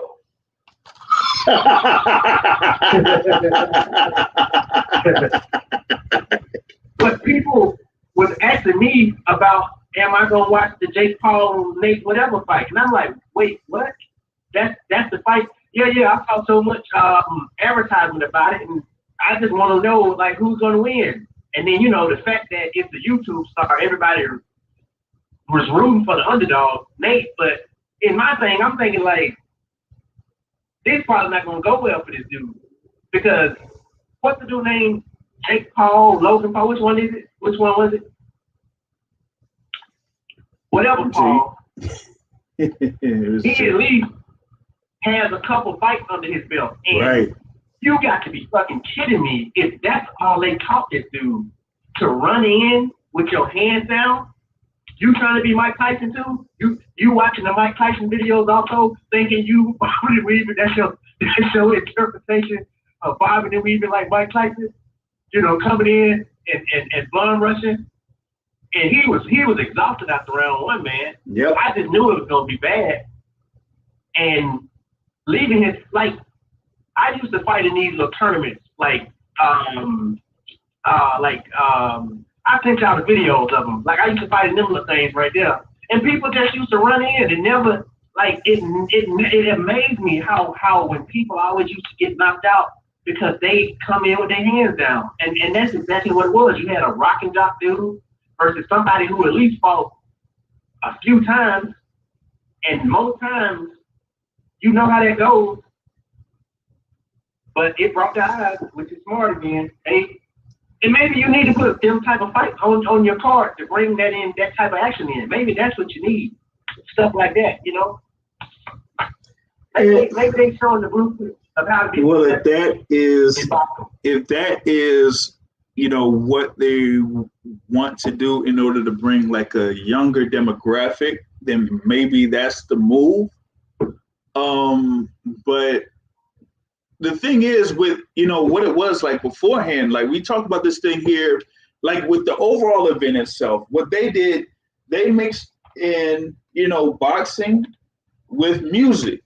And I mean, in the 90s and even in the 2000s, they mixed in, you know, boxing and hip hop, you know, so why can't they do that, you know, with many of these current fighters? Like you can't have like an Errol Spence tie in with a, you know, a Drake or something like that, or, you know, a Kendrick Lamar or something, you know, but I just don't get it. Like it's like they done lost that art of being able to promote themselves or market themselves or put themselves in a position to have more eyes on them. They don't have to have all the eyes on them when they fight. You gotta go somewhere else in order to, you know, have people notice you. And I just feel like a lot of these fighters aren't putting that type of effort into doing that, you know. What do you mean you gotta go somewhere else? Huh? All right. What do you mean like you gotta go somewhere else? Like I'm talking about, you know, these other, like I was saying with the example of Floyd Mayweather. Floyd Mayweather, like you see, like we talk about the thing with Deontay Wilder and Tyson Fury. Like Tyson Fury, you know, had himself a little stint in the WWE before they had the second fight. So you could have these other fighters like, you know, appearing, you know, it doesn't have to be a WWE, but it could be like on a, you know, a well-known TV show or, you know, a talk show or, you know, doing some type of skit with, you know, one of these, you know, I guess late night TV show hosts or something like that. You know what I mean? Like try something like that and get your face out there. Like if you can't, you know, get out there and people don't know who you are once they see you, then you're not marketing yourself enough to where when you do fight, they'll be like, you know what, this is a can't miss event. I've seen him out here. I want to see what he does in the ring. So I'm gonna go ahead and I'm gonna, you know, go for that pay-per-view so I can see him fight. But if you're just only doing stuff where you're just doing, you know, interviews with, you know, people within the sport or, you know, within the, you know, the companies and stuff like that, that's not going to quite work for you, you know? Like all they're going to be seeing is just what? The 30-second commercials of you fighting. Like it's got to be more than that. You know, they put in the money to have these commercials, but we're going to need more than that, you know, for more eyes to be on these guys once they do fight. And I just don't see them putting in that type of effort, at least at this particular point. You know, so that's how I feel about, you know, about that, man. Got about like 15 minutes in here for the live session. If you want to call in to have your take on boxing, call in 347-237-5539. Wanted to jump into, you know, what's happening, like I said, next week. You know, over in Texas, man, you got the Unified Welterweight Championships. Errol Spence Jr. against Danny Garcia. Danny Garcia, former world champion, you know, had the belt, lost the belt to Keith Thurman. Could have had a shot to win another world title against Sean Porter. ended up losing. He kind of looked. He said he was looking fairly good, but yeah, I've heard that some people feel like he doesn't necessarily have that type of, stamina or something like that, and that he probably could be outboxed in this fight against Errol Spence Jr. I think someone on here said that it could be a repeat performance by Errol Spence as when he fought Mikey Garcia and was able to just outbox him to a clear decision win over at the AT&T Stadium when they fought last year. So, people just feel like Errol Spence, with that accident, just maybe is like in shambles or something like that. But he was able to come back here within 1 year's time to be ready for this fight. So listen, I'm still leaning towards Errol Spence in this particular bout. All he has to do is just keep himself, at a distance. Because for me, I just don't feel like Danny Garcia has the overall activity with his jab and could move to the inside to kind of close range so that he could use a jab and then use that and get more power shots off that jab. So I feel like it's going to be a repeat performance of Errol Spence versus Mikey Garcia. Matt, you basically saying the same thing, right? Yeah, because if you look at Danny Garcia, he's very economical, is what I'll call it, with his punches. He doesn't fight for 3 minutes in every round. And I think that the activity of Errol Spence is just going to end up overwhelming him because he just doesn't throw enough to bother Spence.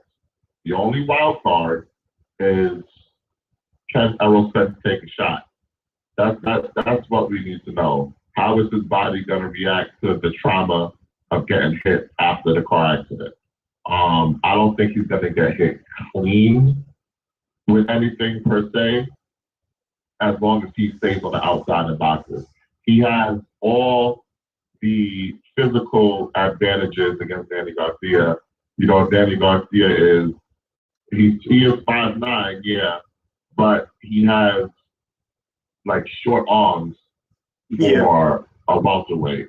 Mm-hmm. I think his reach is like 68 inches, something like that. Now, Errol Spence, he's a legit 5'9", almost 5'10", and he has a 72-inch reach. And he's naturally the bigger guy. He actually started basically at junior to middleweight and worked his way down to welterweight consistently. And as we know, Danny Garcia started basically at welterweight, went down to 140, and then came back up to welterweight. So he's basically naturally the smaller man. Now, is Errol Spence gonna want to prove something that he could be that walk you down, dig to the body kind of guy, get you out of there kind of guy? Is he gonna want to do that? If he does, then that plays right into Danny Garcia's strengths. So I'm anticipating that he puts on a boxing clinic for the audience. Yeah, he's there with a like you said, 5'9" with a 72-inch reach, and Danny's there with a 68.5-inch reach, and Danny's coming in there. They had a pretty extensive career at 140 pounds. Basically, is like at 147, coming down to 140, and then getting back to 147. While Errol Spence is there pretty much around like 154, going down to 147, when he could, get as big as, he could probably pull off being at middleweight, which will likely happen within the next 2 years or so. He might go up to middleweight.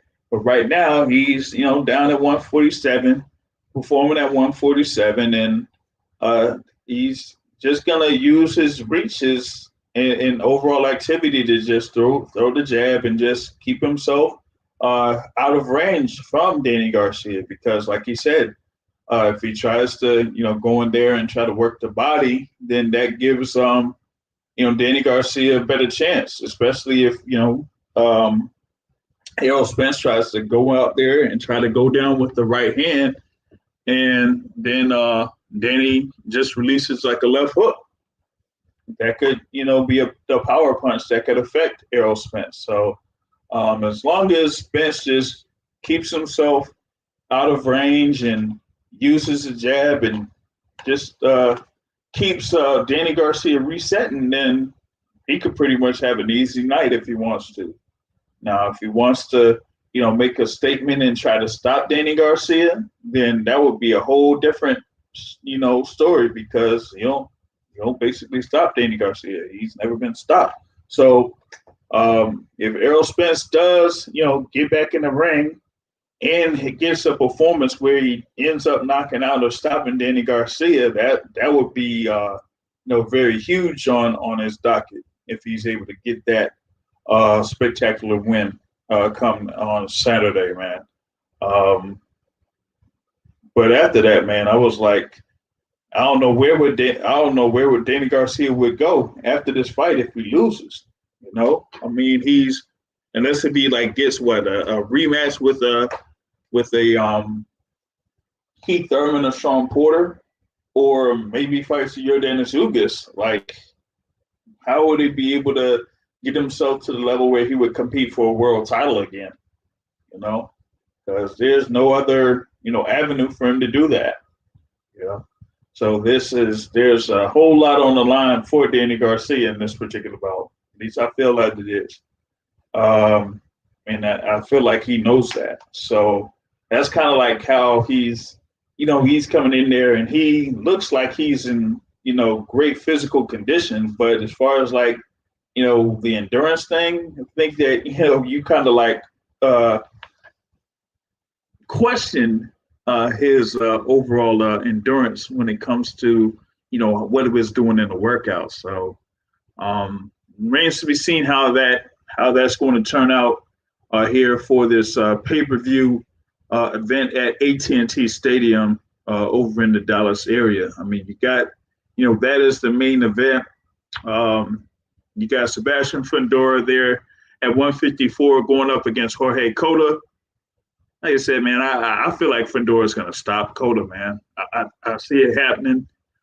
He's looking to try to position himself to try to fight for a world title next year, and I think he's going to try to impress the crowd and impress those that are covering the sport. And I think he's going to show out and get that stoppage win over Jorge Cota. You also have Josecito Lopez in this particular fight card against Francisco Santana, and Julio Cesar against Eduardo Ramirez. But that's pretty much the gist of that pay-per-view card on December 5th, man. And that kind of covers everything that wanted to do. Matt, you said there was something for that December 26th. I got a question. Oh yeah. All right. Go ahead, Mike. Is this yet another pay-per-view card that's being shoved down our throats that should be a regular card? Does this pay-per-view card warrant us paying $75? I'm asking it to the audience. I mean, which is y'all too, obviously, but yeah. I would say this. This is a significant step down from the previous two pay-per-view cards that were on. The Tank Davis, Leo Santa Cruz pay-per-view card, I thought that looked, pretty good. And of course the Charlo doubleheader, that was on point. For me, that was on point the way they kind of set up that card. So to me, I just felt like with this one, And like we said from last week when we had Coach Bomac, man, we could have had we could have had Maurice Hooker on that card, but they couldn't get no opponent to fit in. So that's why he's not on that card there. So I mean, this is. So they still have been taking word that Maurice Hooker was on the card. Yeah, but I don't know if that would, in addition with Maurice Hooker, it would have to be something where Maurice Hooker is in a, high level fight within the welterweight division since he's at welterweight. So.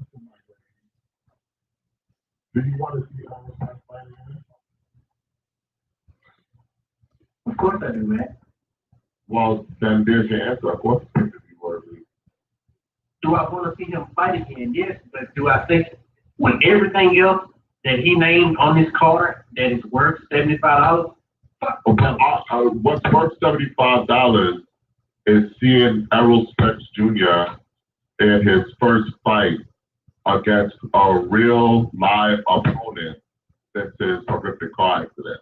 Everybody wants to see that. Everybody wants to see what Spence looks like. But I think everybody would want to see it. It should be seen on Showtime or Fox, like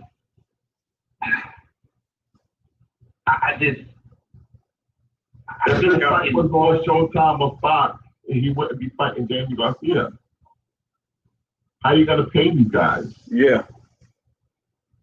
I get it, man. I get it. I get the numbers behind it, but that doesn't mean that me as a consumer that I'm not getting the shaft. That's what I'm saying. Because I don't even think that I would go to this card because let's say you paid $200,000-$300,000 to go and see a fight, and you only really want to see one fight on the card. That doesn't sound. If it ain't Floyd Mayweather, Deontay Wilder, I don't know, man. You don't think Spence gonna give you your money's worth? I think that last fight is worth it, but they need something else around it. I get it. You got to pay these guys. I get it. The bulk of the line share is going to go to the main card fighters. I understand that. That still doesn't mean that these levels of cards were on Showtime, were on Fox, and all these things 2 years ago. Yeah, because they would pay a big licensing fee.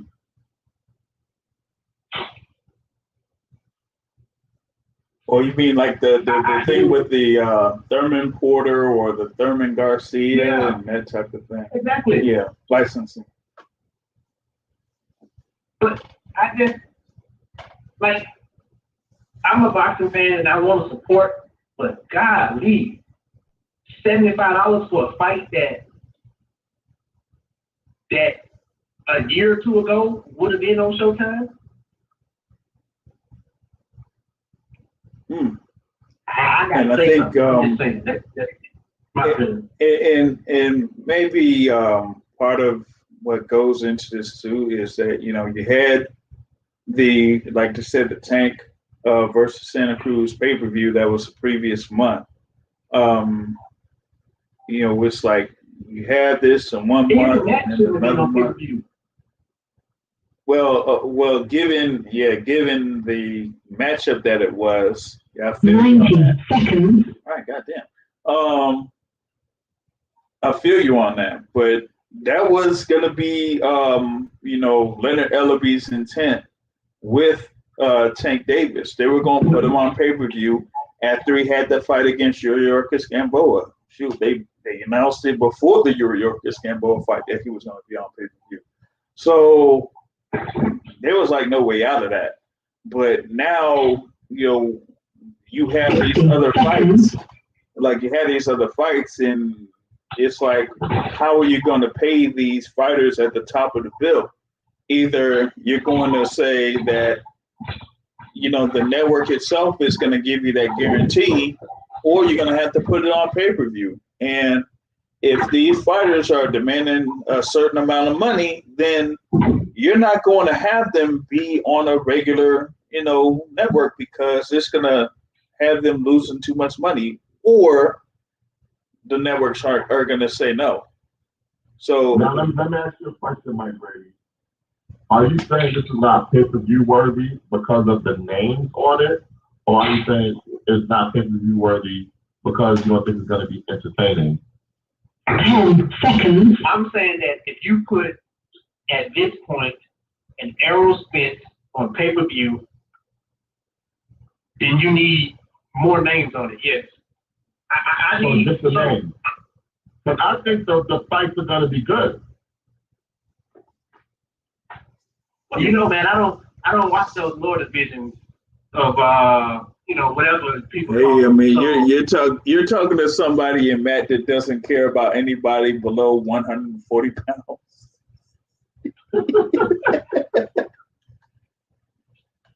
That's a fact.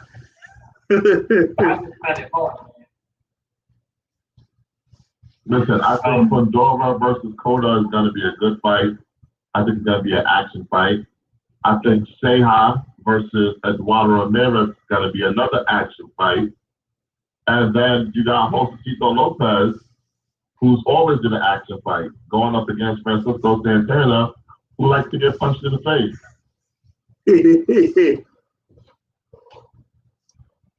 Yeah, man. Or should I pay $70 to see those fights that is collected? No.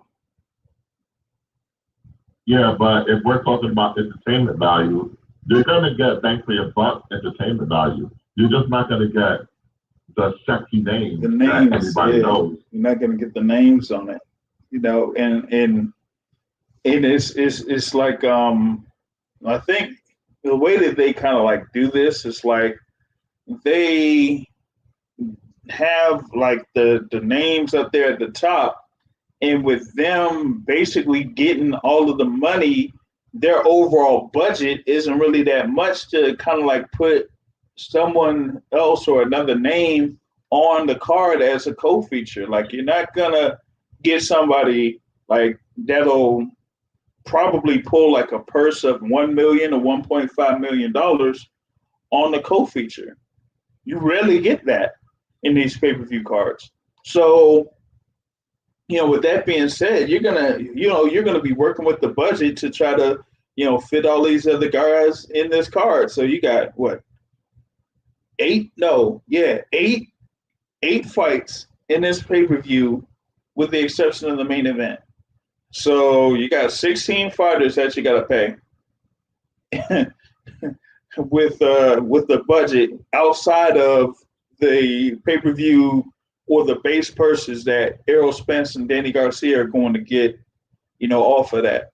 And then they get the money off the pay-per-view guarantee. So yeah, you might have this kind of like be a similar card to like maybe if it was on Fox or something like that.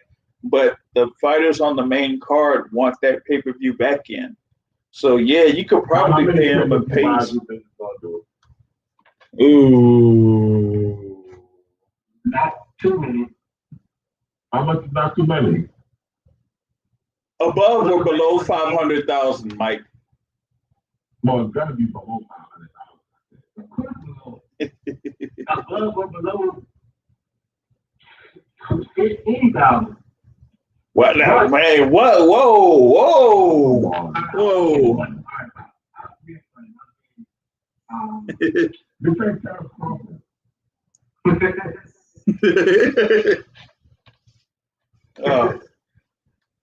All right. 200,000 pay-per-view buys. I'm thinking more like 50, 55. No, hold on. I gotta go on something here. Man,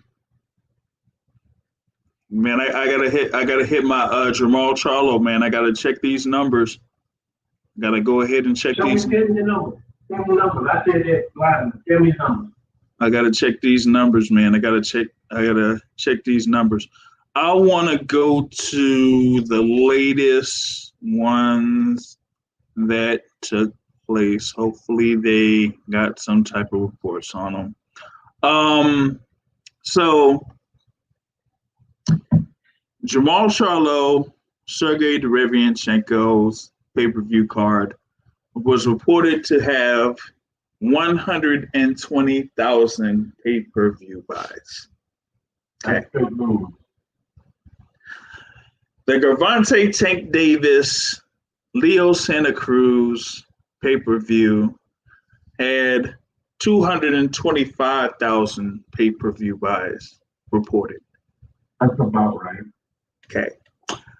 Now, you had Errol Spence's last pay-per-view fight against Sean Porter was a Fox pay-per-view, and it had 350,000 pay-per-view buys.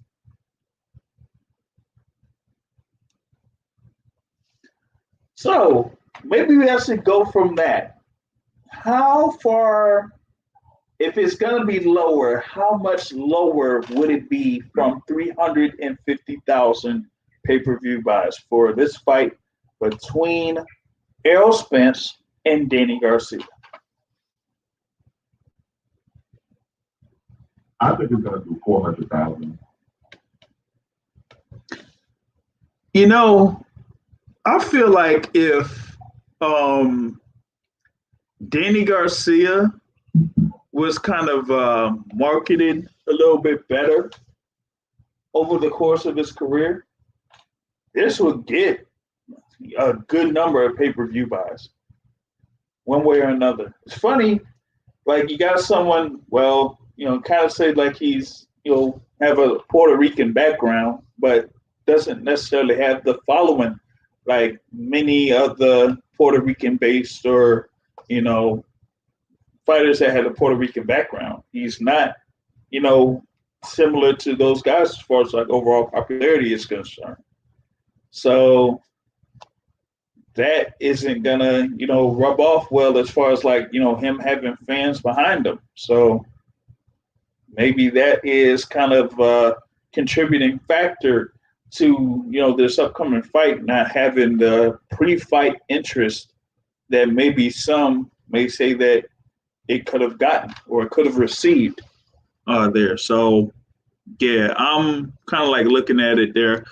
Shout out to, on the YouTube simulcast, Pound for Pound says around 275,000 pay-per-view buys predicted for Errol Spence versus Danny Garcia there from a business standpoint. So I mean, we'll see.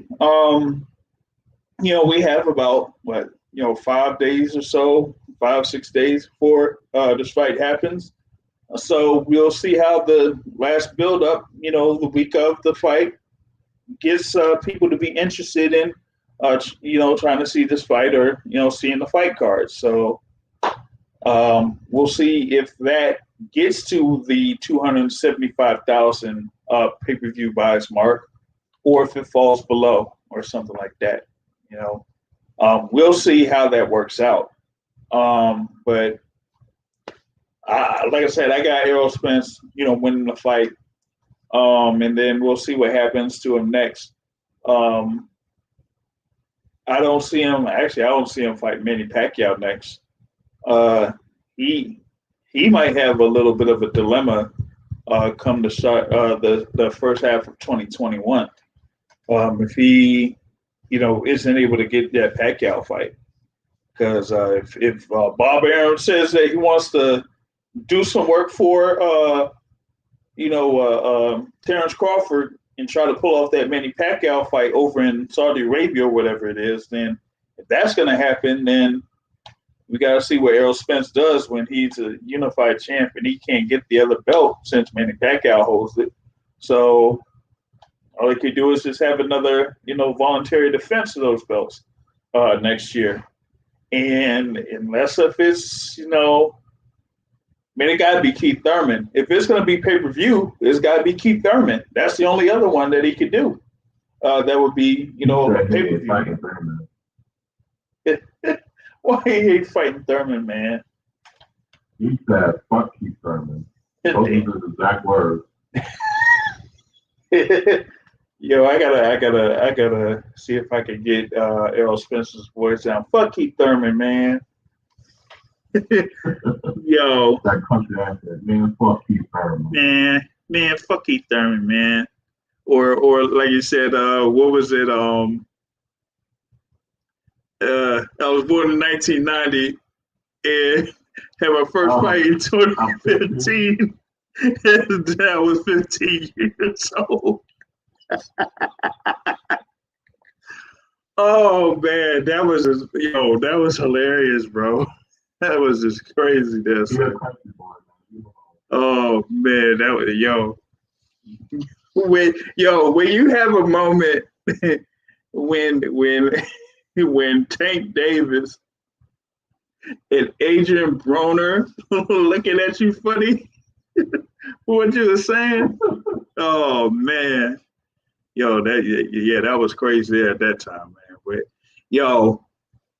that's pretty much it for this particular podcast. So thank everyone for calling in or listen live through the the simulcast on YouTube. This will be available on iTunes, iHeartRadio, Spotify, Anchor.fm, whatever you use for like podcasts. It'll be available there for you to listen.